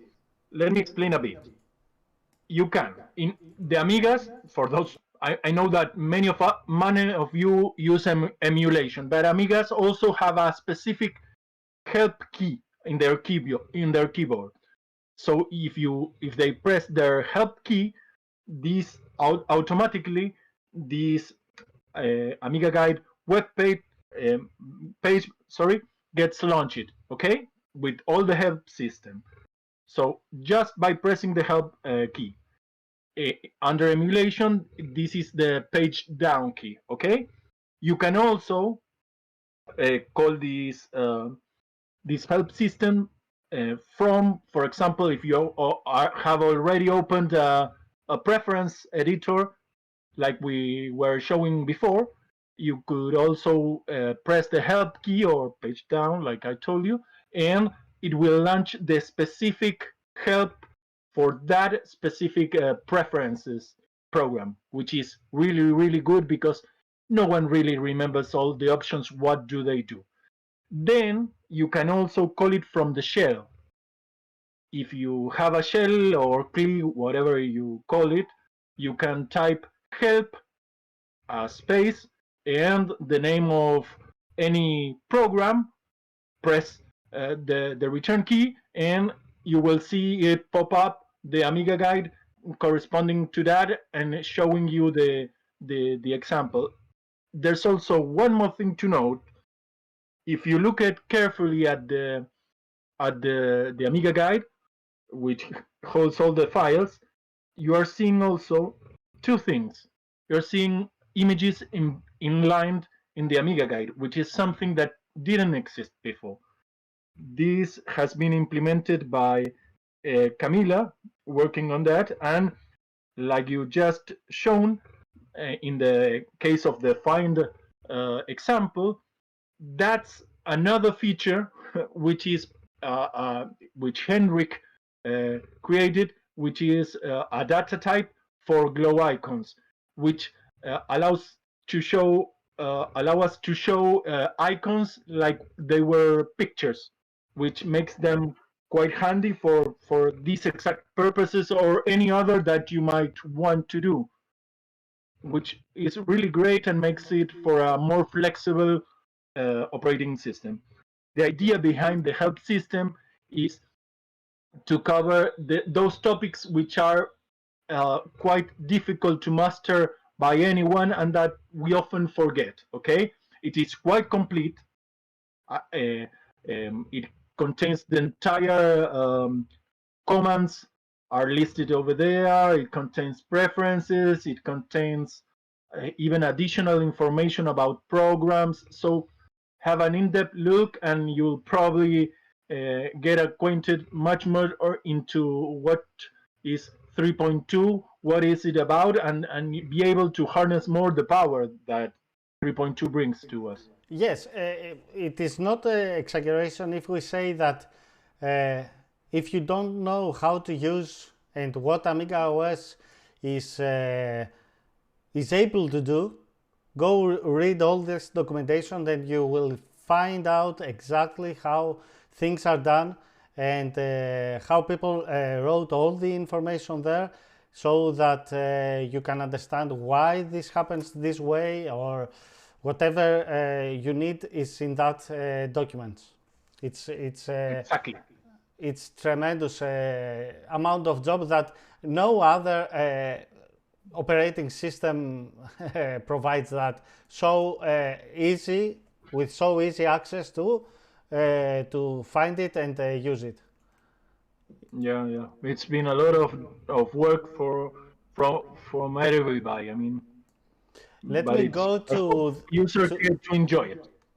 Let me go to tools and show a couple of new things. For example, show config.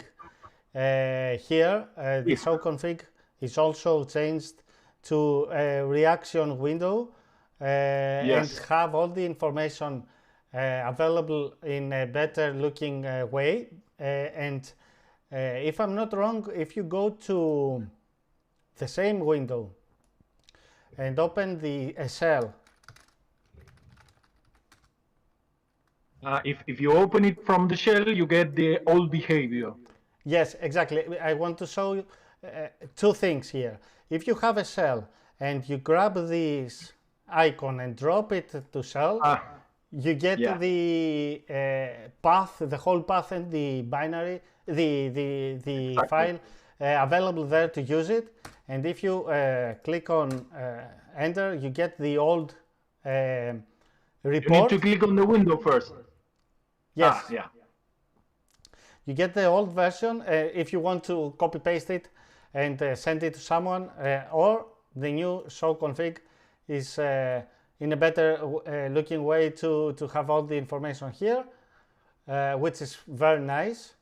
And also one of my favorite things in the new AmigaOS 3.2 is this new editor, the text edit, which... Yes, it is the work of Camila mostly.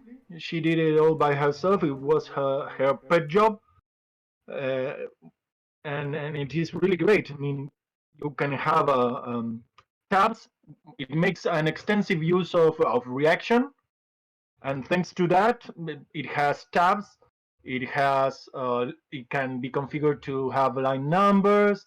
It has a lot of features. I mean, it is starting to look really bad on screen, George. Maybe you should reset your Amiga or something. Yeah, sorry, I pressed something bad on the emulator. I double I clicked see. somewhere and the window changed. Give me a Reset sec it to and reboot. that's it. Don't. That's the good thing about AmigaOS. It doesn't take ages to boot, Yes, exactly. Exactly. Give me a sec. and no harm is done. I mean, It's you it's cannot say that about modern OSes. it's just a good excuse to make a small break and have a sip of water if you want, Ignacio, because I know that we are already 2 hours presenting the new features and we are not even finished yet. So Yeah, let me don't show. worry. I have been drinking energy drinks since we started, so Let me show I'm Camilla's really fine. fine joke I'm here. going to start dancing in if I continue drinking, so I should stop a bit. Okay, okay. So what I wanted to show here, as you said, Camilla did a tremendous job here because Yes, it's not just a plain editor, right? You can open files. The files are colored based on the type of the file, of the code. If it is a C code or it is a shell code like this one, the startup sequence, it gets a different color syntax. You can have multiple files or, in parallel open on your machine, right? And also yes. you can have from the file type options, you can set how you want exactly the editor to behave based on the code that you are using. For example, if you have shell script, you can set if that window wraps the lines or not. You can set to show line numbers. You can You can set if configure colors. You can configure a lot of things. I mean, it's really good text editor. I believe that easily can be used for coding if you want Yes, to well, use something nice and sure. simple and fast. For example, search, you can search here and colorizes right away the words that you the finded words based on what you are searching for, and you can search if based on the case sensitivity or if the word that you are looking is a whole word or a part of a word or things like that, George, which it is also worth mentioning that we are searching for the developers that want to add new file types to the recognition system that TextEdit uses. So if they want they want something new in these regards, they should contact us and we'll see what we can do to accommodate them. Okay? that's nice. Uh, to be honest, I'm a little bit jealous because I would like this application to be available for AmigaOS 4 as well. Well, they can certainly ask.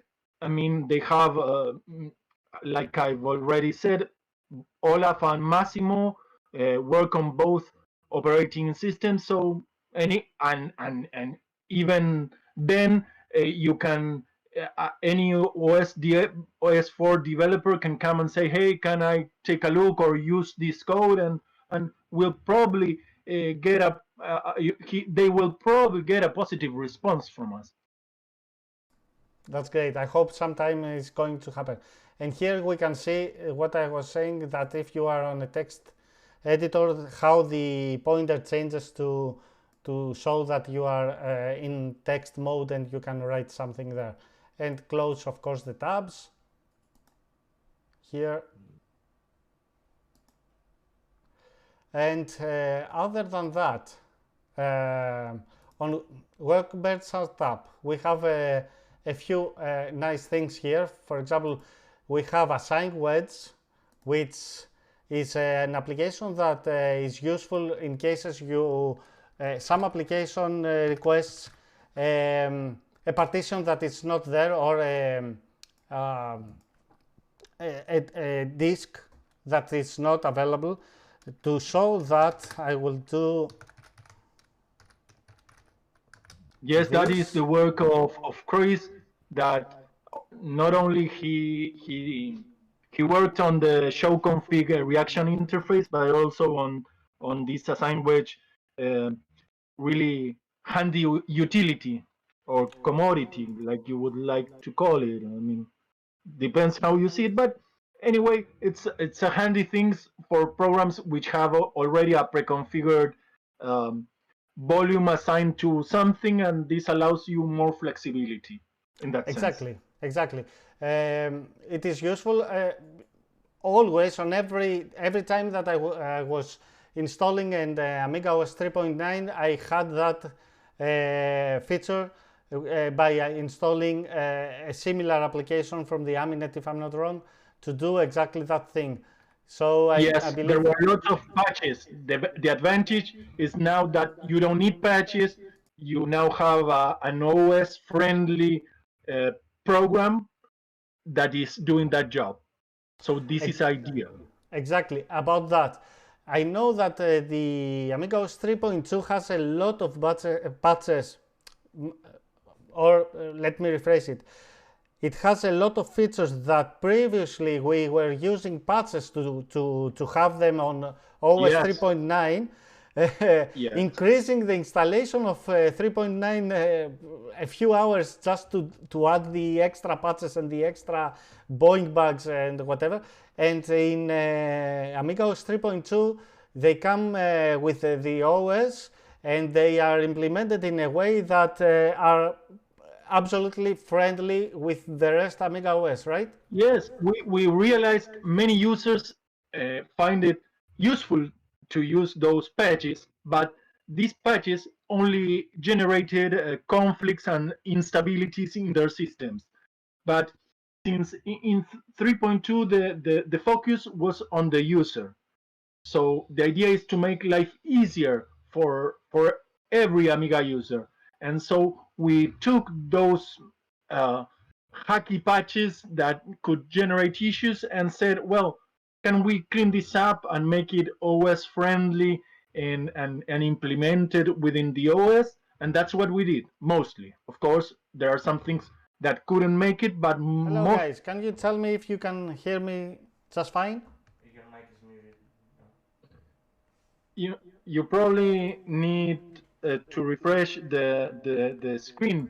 I'm seeing from my phone. I'm seeing the same screen stuck. Okay. Oh no. This is from the emulation. So we have the same. The emulation keeps running, but my internet died, and no problem. What can you do? I hope you guys stayed for this very interesting stream. Ignacio, thank you for staying here and have all these passions with me. And yeah, we were saying about the assigned wedge and how useful it is, and I believe, and we were saying about the patches. I believe that it is necessary for things like that, especially for a new version of the AmigaOS, to have all these features added the way that they were added on AmigaOS 3.2 in a friendly way, and not bringing stability issues to the system. Exactly, like you mentioned.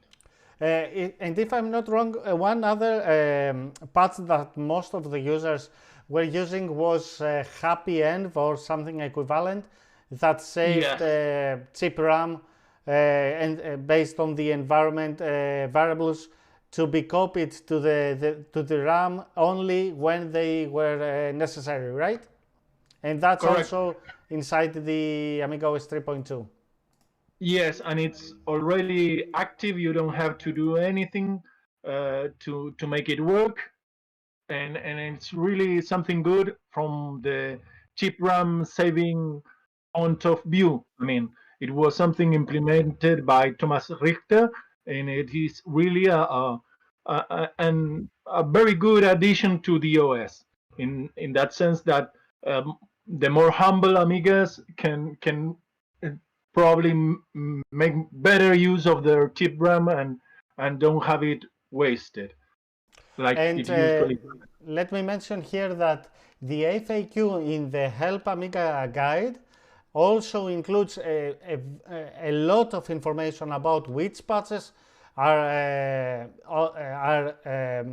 changed or included in the AmigaOS that the users do not need to install them anymore, what patches they might need to use, and all the information. Yes, all a the needed lot of information about that. recommended actions, and I would generally say please avoid patches.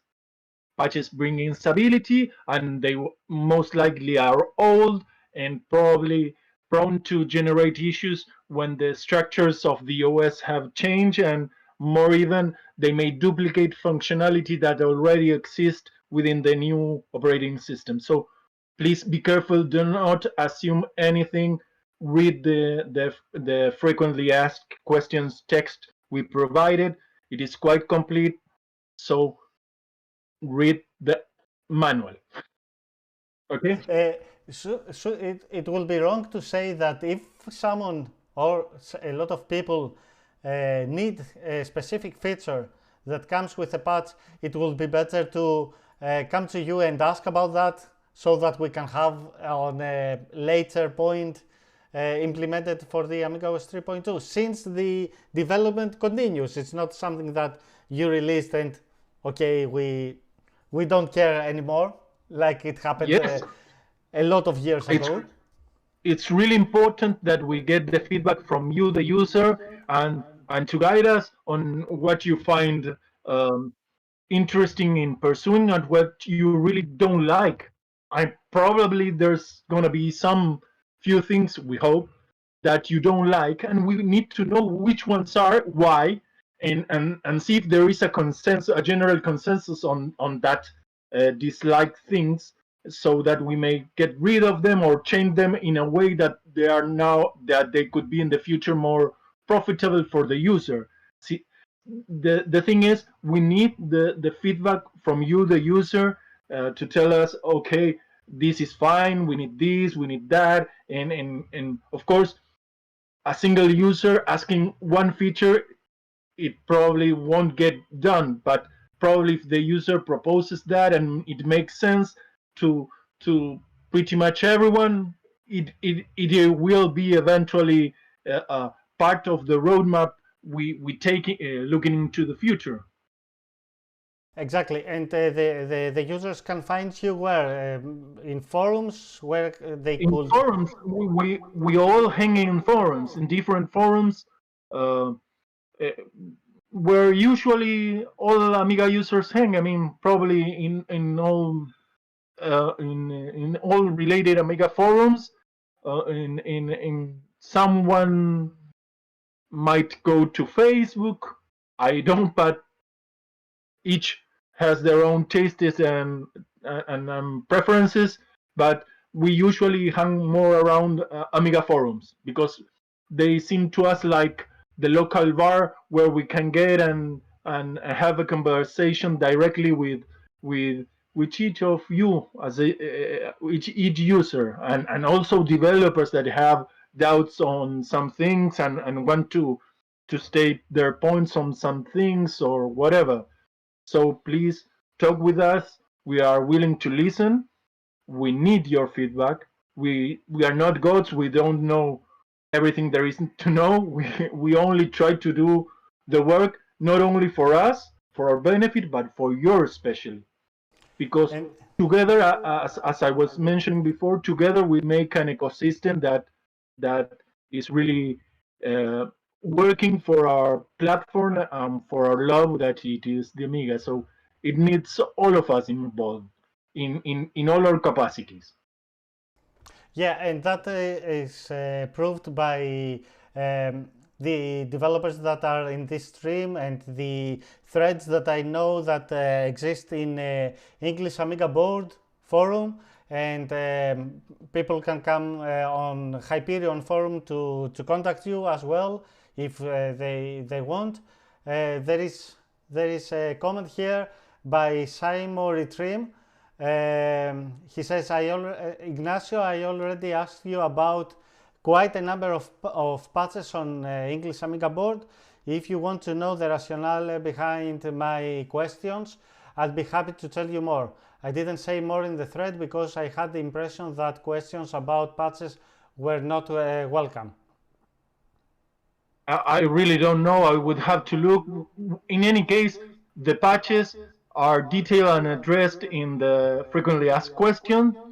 So you can probably take a look there. They are already explained there. We are not a fan of patches by any means. So as I said it before, if you start using patches, your system may become unstable, perhaps work, I don't know. But the idea is that you don't start patching things, and you can look into the frequently asked questions, and we outline several patches which are redundant, and also how to use several other patches that may be helpful in the proper way.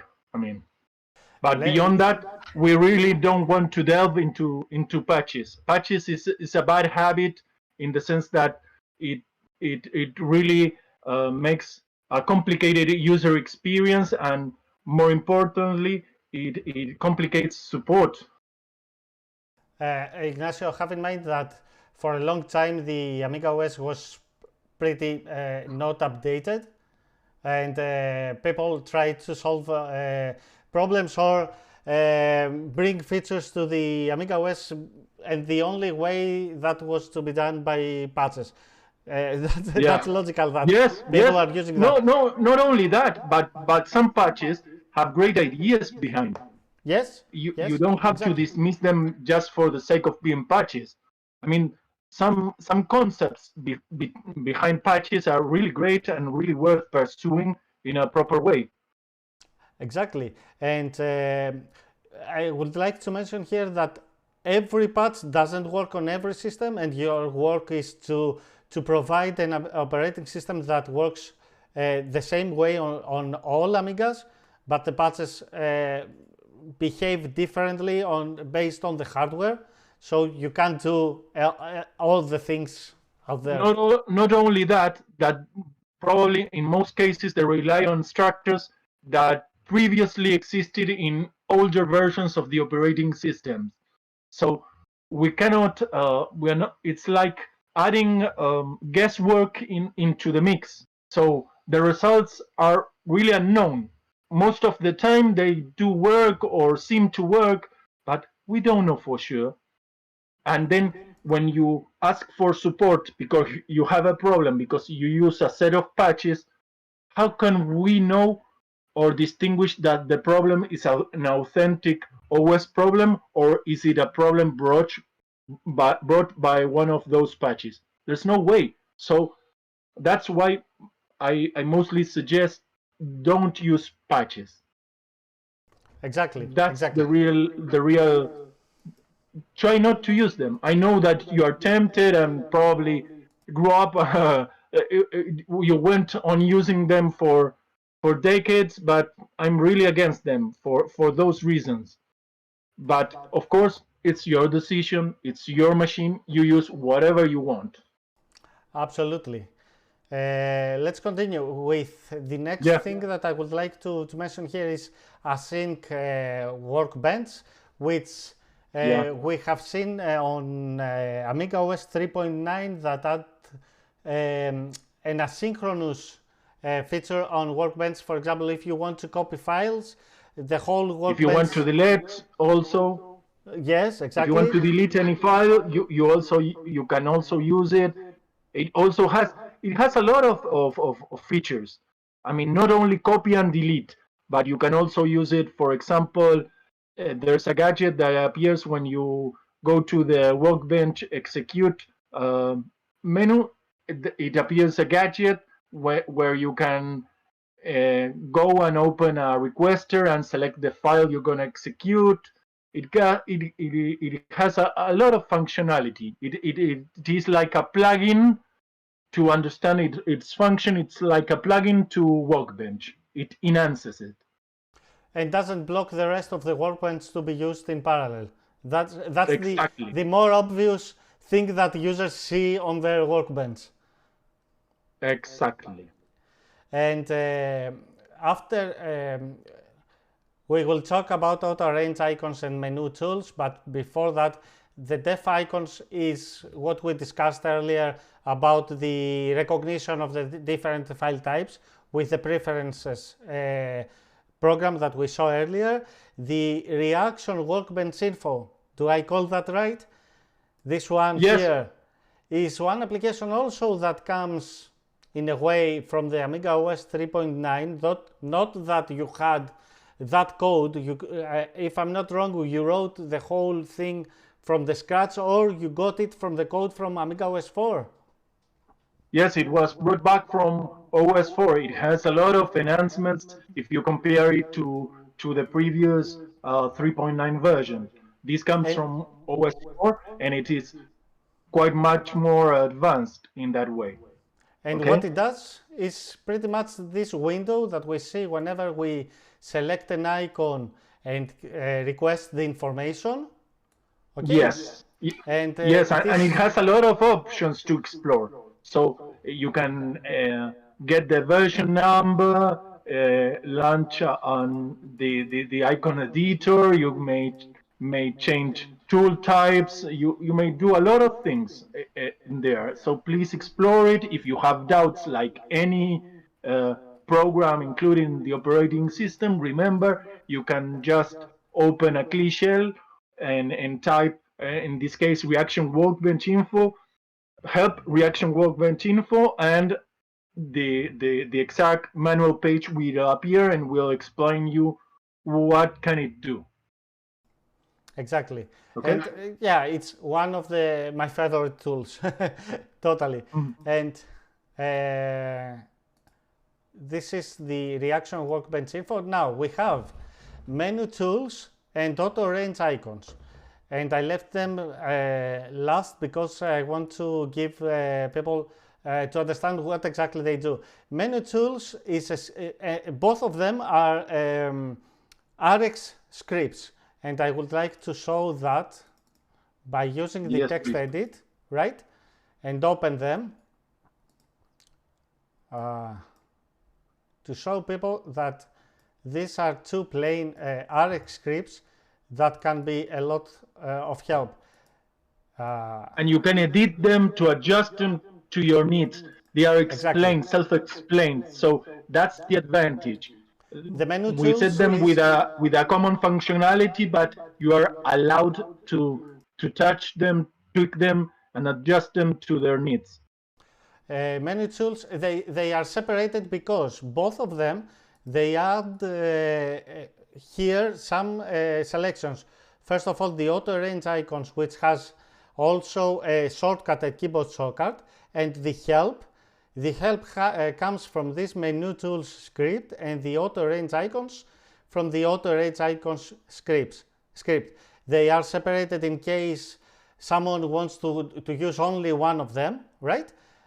So you can remove it from the Workbench startup if you want, but also you can come here and change things on the script. What they do, the help just opens the help Amiga guide, and so you can have a fast way to access that information.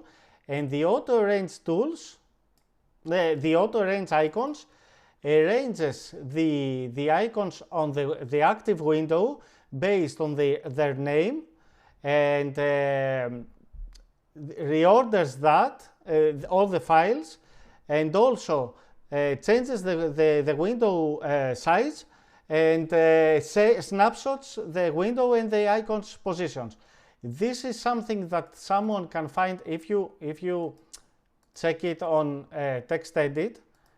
Here it adds this option on the menu and executes another RX script that is named auto-arrange icons and resides on S folder, which we can see right now. And the reason that I want to show that is how open the operating system is for the users to do whatever they want. Exactly. And that's the idea, and that's the idea is to motivate them to look for other ways to improve what they. This is basically all information that it is contained in the help system. You can get to do a lot of things. This is using the Workbench RX port, and it is quite thoroughly explained in the help system, and you can get a lot of ideas to do a lot of stuff from over there. And by reusing the scripts we have here and name them whatever you want, and then adding them in the shortcut that you want. The great advantage of these sort of scripts is that they use really very, very little memory, because all the structures they need to work are already in memory. Okay, so that's really the big advantage of using scripts, whether RX or DOS shell scripts, is that the memory usage is extremely low. Of course, the great disadvantage is that in itself they are slow, but for this type of operations, you really don't require the fastest system on earth or operation. What you require is an easy way to do something. Exactly. And I find that pretty useful because you can add as many options as you want on the Workbench menu, and not only on the tools. You can add separated menu items here. For example, if you want to have your music programs, you have internet programs, you have graphics programs. Whatever, you can add a menu that says extras, and a menu that says games, and put your games over there, a menu that says internet, and you add your web browser, your email client, or whatever.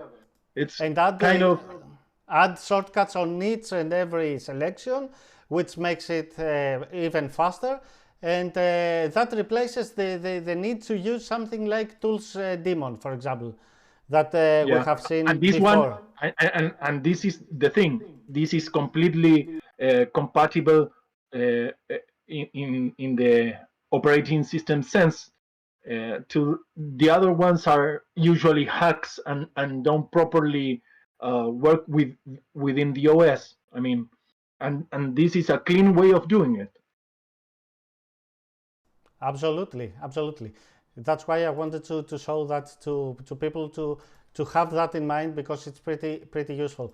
Bowman, have you shown how to resize windows? Have you gone with the pointer over the resizing gadget? Let me show that again. Because she's right. I might forgot about it.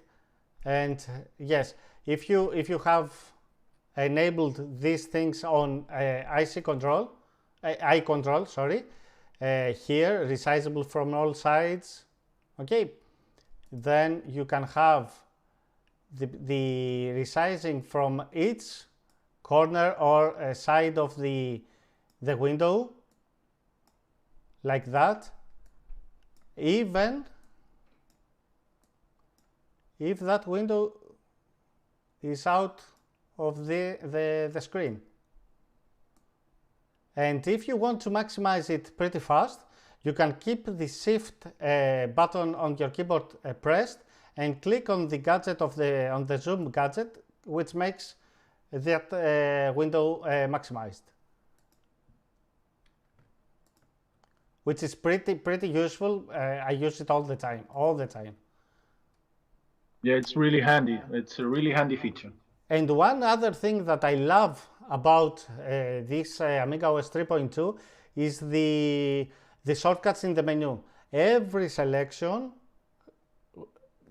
most of them have shortcuts on the keyboard, and those shortcuts are exactly the same like the ones we use on OS 4. So if you know the shortcuts, you can do things much faster. For example, show all files or change the sorting order of the window just by using the keyboard. and it's so much faster for the AmigaOS to be used on daily usage. Yeah, totally agree. Just to answer a question, Firestone Amiga says, is it possible to add submenus using this feature, referring to the feature we talked about a minute ago? And yes, you can add them anywhere you want. You just need to edit that text file, which is a script, nothing else. Just try it and see it for yourself. It's self-explanatory. And if you don't want to change those files that are here, copy, paste, copy that or duplicate it. Okay, like that. Yeah, and rename it. Rename exactly.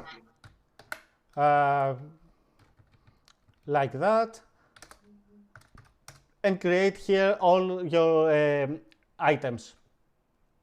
It's pretty simple. And the thing that I like is that even those files have the necessary information at the header, so you can open that file and have all the information that you need. And of course, you can use text edit, the new tool. That's the idea. To edit that file. Other than that, I know that the data types are all the data types were updated.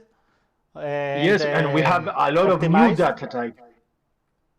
Sorry, can you repeat? We have a lot of new data types to tell everyone. It would be nice to tell them. We have PNG data type, GIF data type, JPEG data type, WAV data type. We have a lot of new data types over there. And one more feature that I would like to show you, Ignacio, is the manipulation of ADF files. If you, for example, this ADF files that comes with the CD-ROM, if you double click on a file that is mounted as a disk on your workbench, and you can have multiple different you can have as many units as you would like, as your memory allows. Exactly, to be honest. exactly.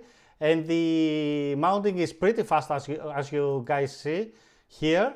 And also, it is also worth noting, George, that there is a command line program which is named dacontrol, which really gives you a lot of final control about the way these ADF images are mounted and are used. Okay? Exactly, that's what I wanted to show you. Sorry, I overstepped. I'm sorry. No worries, no worries. DA control. If you want to see how it works, help DA control, and you can get the help here. And if you want to, it has a lot of options as you are seeing now. It's a river of options, a sea, I may say, of options. Yes. And this is really good because it allows you to do virtually anything with ADF files. It even has a built-in cache system so that you may make them even faster. But I believe that a lot of people will say, okay, I mounted that disk, how do I remove it? Actually, what you do is select this disk and see the information, and you will see here that it uses a device track file device unit 0, and if you go to the next one, you will see that it has unit 1 and so on. And what you can do is use the DA control, use the argument eject, and then use device equals to 1, for example. Let me close those windows. And that dismounts or removes the mounted ADF file, and which is pretty useful. It will be interesting, Ignacio, if people are going to use the the RX scripts that we saw earlier to put a menu item at the top of the workbench as they want to do that. For example, select the mounted ADF file and select from the menu to unmount it automatically, and that works. It is doable. There are infinite options which you can do if you add scripts. I mean, you don't have to type all these esoteric options of the DAC control command. You can write them once in a script and apply them, or even put them in the menu like we've told you before. So there's a lot of flexibility and customizability that you could perform to your specific operation system installation, and in order to make it suit specifically your needs. And this is the good thing. Yes, and exactly, and that makes us even more to use it, the operating system, more interesting for us, because we get active access to what we need, and we change things as we like. What I would like to say is that the shell also had a huge amount and features that might be a little bit complicated to show here. For example, there is an autocomplete, like if you click the tab button, it shows you the options that you might have there. If I insert one more character, it auto-completes by pressing the tab button. I would like to ask you, Ignacio, if there is a plan to have a history in that shell. It already has. History is a built-in shell command now. So you already have history. So if you have doubts, the shell, I know it is quite complex for most of everyone, most of any Amiga user. So I suggest it is all the related information about the shell and all these changes are in the help system. So I suggest, I know people don't like to read things, but this is the way to learn about these new things and Exactly. harness these features. There's a lot to be told about the shell. It is configurable. It has a lot of features, and many developers were involved. Thomas Richter was the one who initially did some work on the shell, but also came Patrick, Camila, and almost everyone chimed in and did something to try to make it a little bit better and enhance the capabilities of the shell. But I suggest everyone to please read the documentation. It clearly explains everything, and there are a lot of very complex subjects you might not want to use, because probably are intended for advanced uses. But it is good to know that there is a lot of stuff there for you to find out and eventually learn. Absolutely, yeah. Yeah, is there something, Ignacio, that I didn't show and you would like me to show? Well, I believe you didn't show the boot menu options. Boot menu that options. Would be, yes, we did. Okay. Well, okay. There are quite a lot of new things. Okay, great. Let's show that. I closed the emulated Amiga, and I'm going to change the ROM. You see that here, yes. And let me get the right ROM from for the 1200, this one. Yeah. And let me start it. Click I'm keeping the two mouse buttons pressed so we can go to the ROM.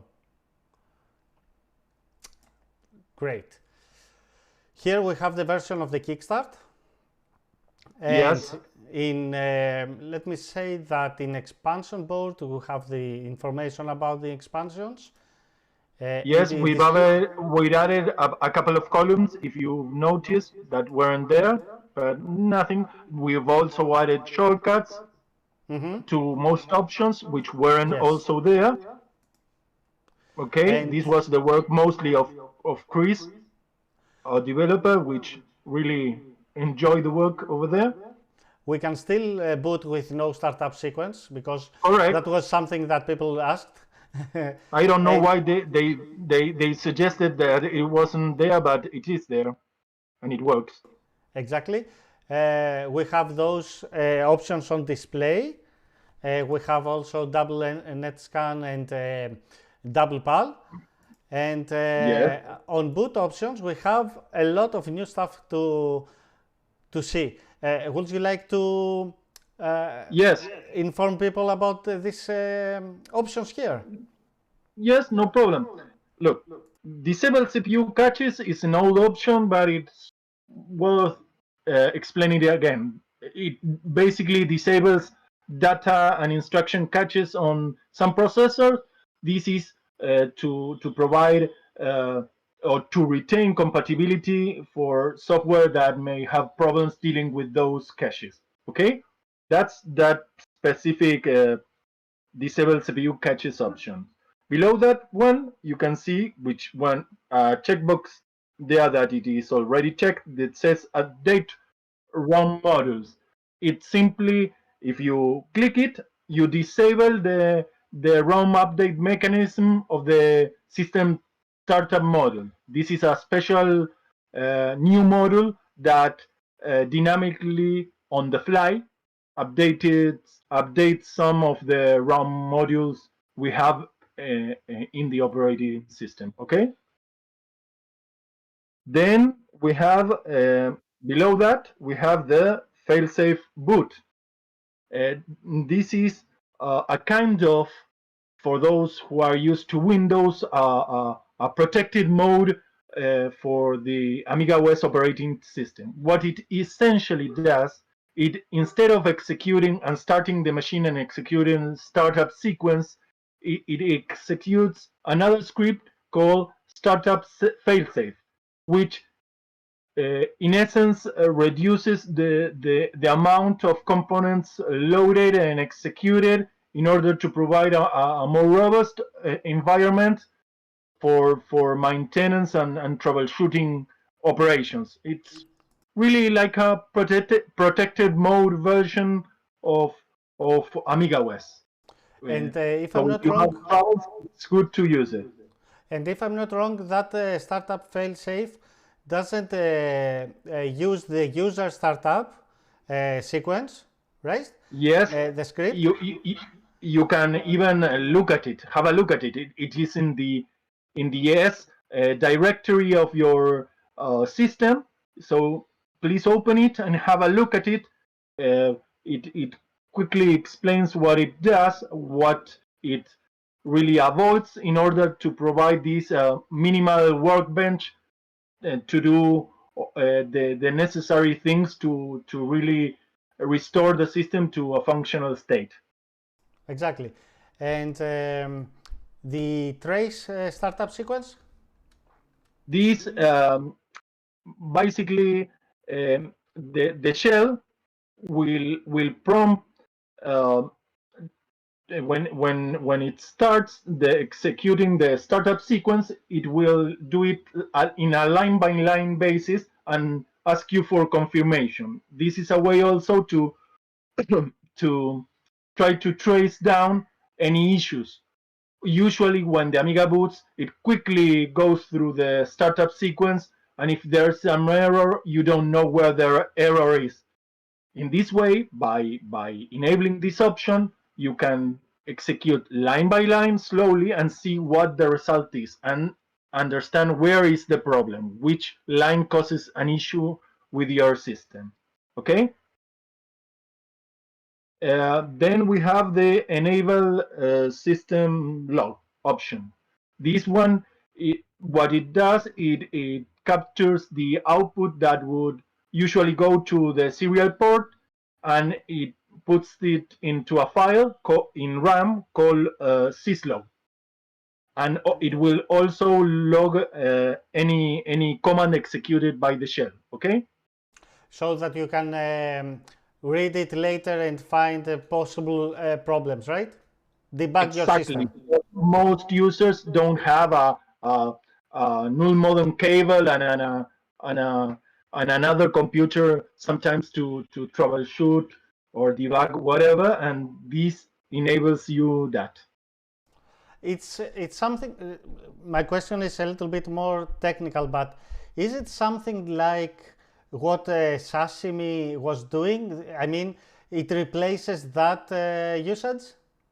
Yeah, it's a kind of poor man sashimi. Yeah, But yeah. it's It's only that for the does not startup replace sequence. the entire functionality of sashimi, but yes, It in is only essence, it is only for the startup sequence, or whenever you do, whenever something goes to the serial, is written to that file while you use the workbench.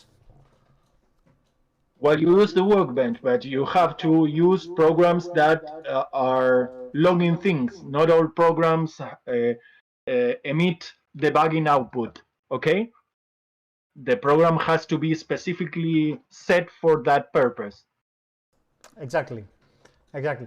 And let me show you, show also when um, when we boot with a disk doctor disk, what is going to happen. Okay. Yeah. So I will load the disk doctor and reset the machine. And in case that people are having a problem with the hard disk, and in case they want to have an easy way to fix problems with their partition, there is disk doctor ADF provided so that you can create your own physical disk. And also that application is installed on the AmigaOS 3.2 installation that we did earlier in our partition.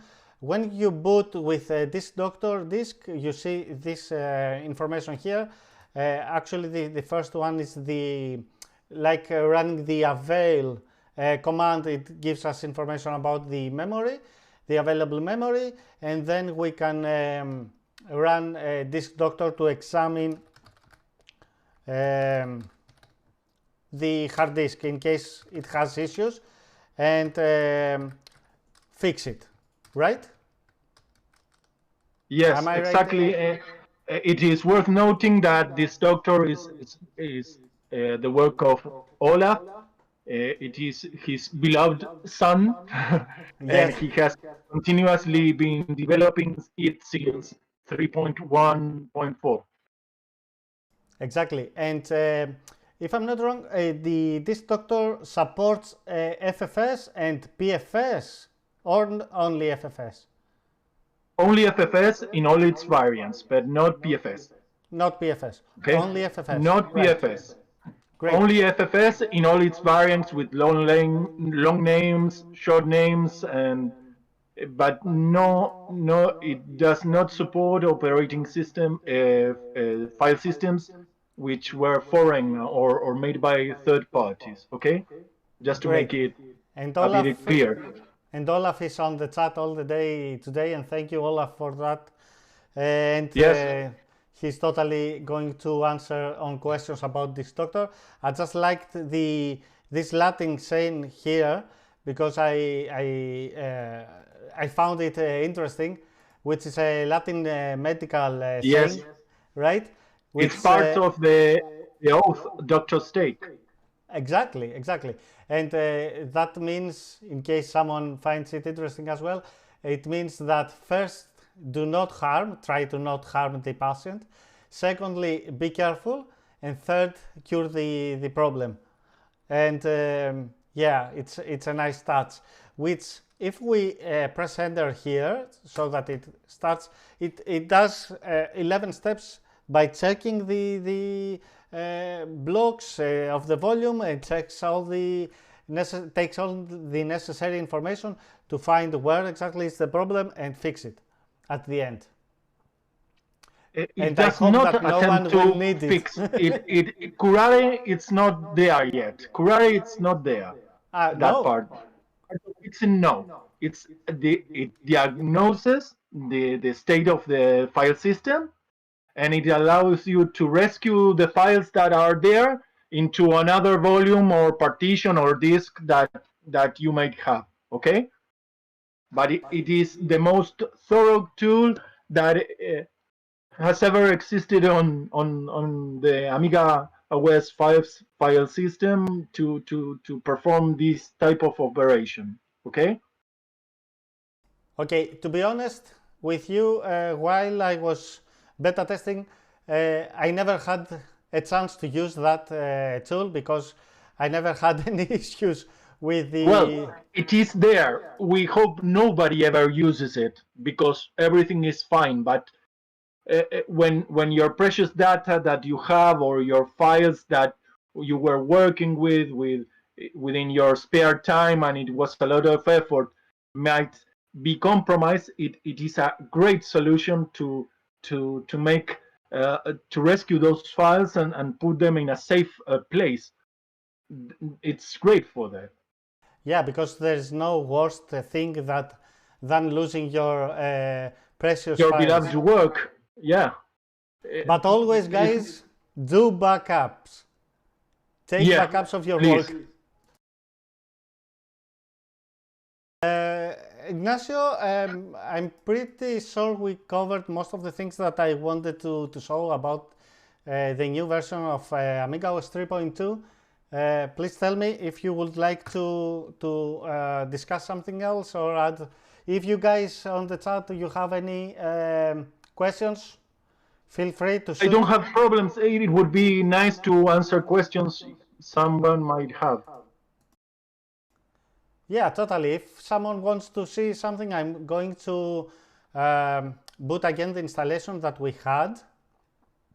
Or perhaps I can tell you meanwhile some other things. Yeah, like go for ahead. example, the entire operating system took 2 years, 4 months, and some days to accomplish. We've released, internally speaking, between pre-alphas, alphas, betas, and release candidates, 135 releases. So it was quite a lengthy job, and really a lot of work has been put on this AmigaOS 3.2 operating system. It was not a night and day thing. That's worth mentioning. And I would like to mention, Ignacio, that during the beta testing, I loved the updates emails that you sent to us with all the necessary information, what changed, who did the work, and what we should test, and exactly what. Here, this one more feature that I forgot to mention. These requesters with the icons are perfect, are very nice.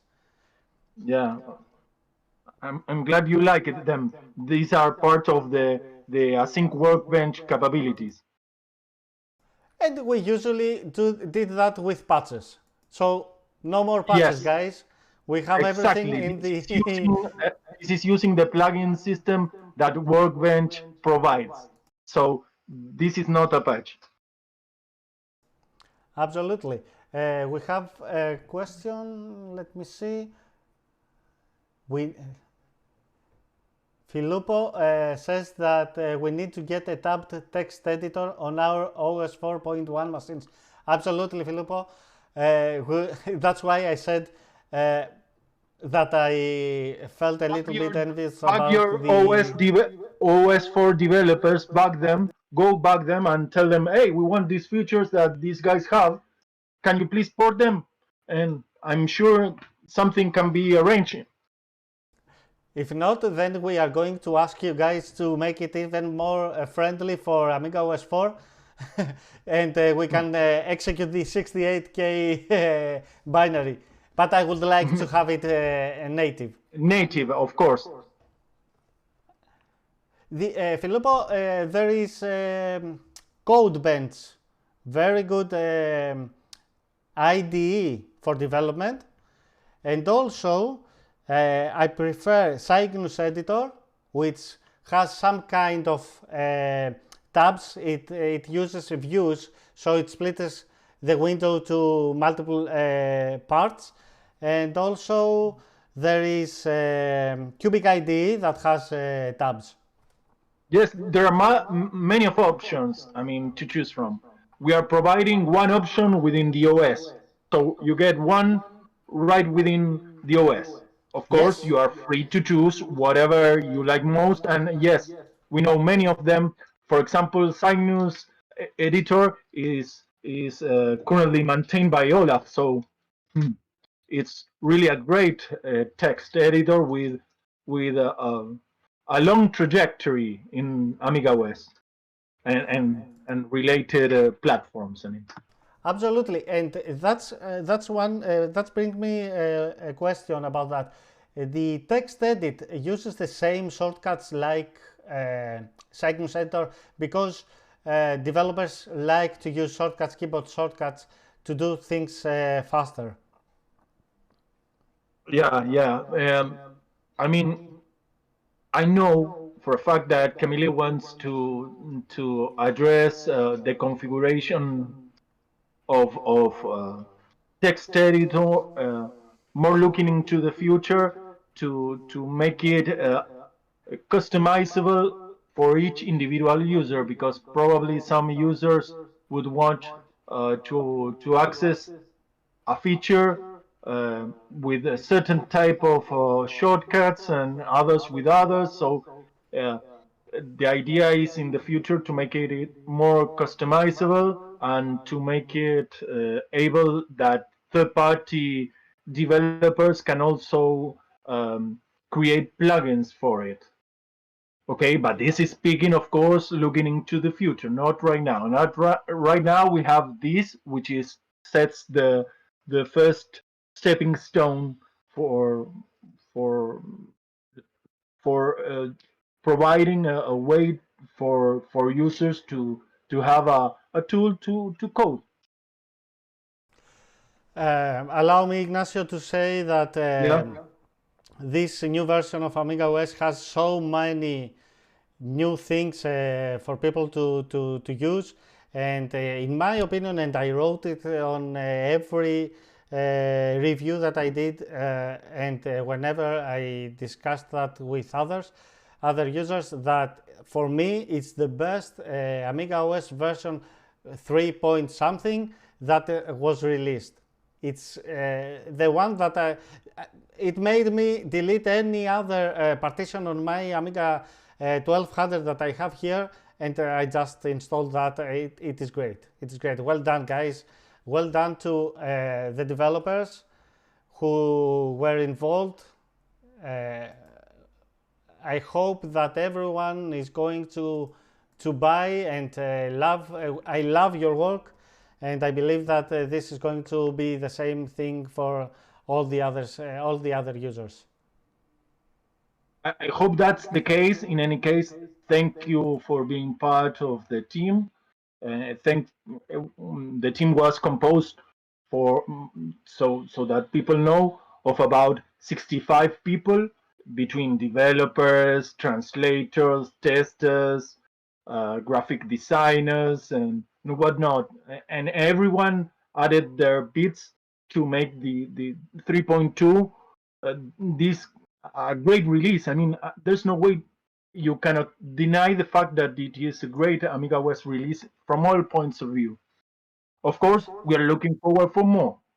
We want to do more, but this, of course, is a groundbreaking moment if you look it from an AmigaOS perspective.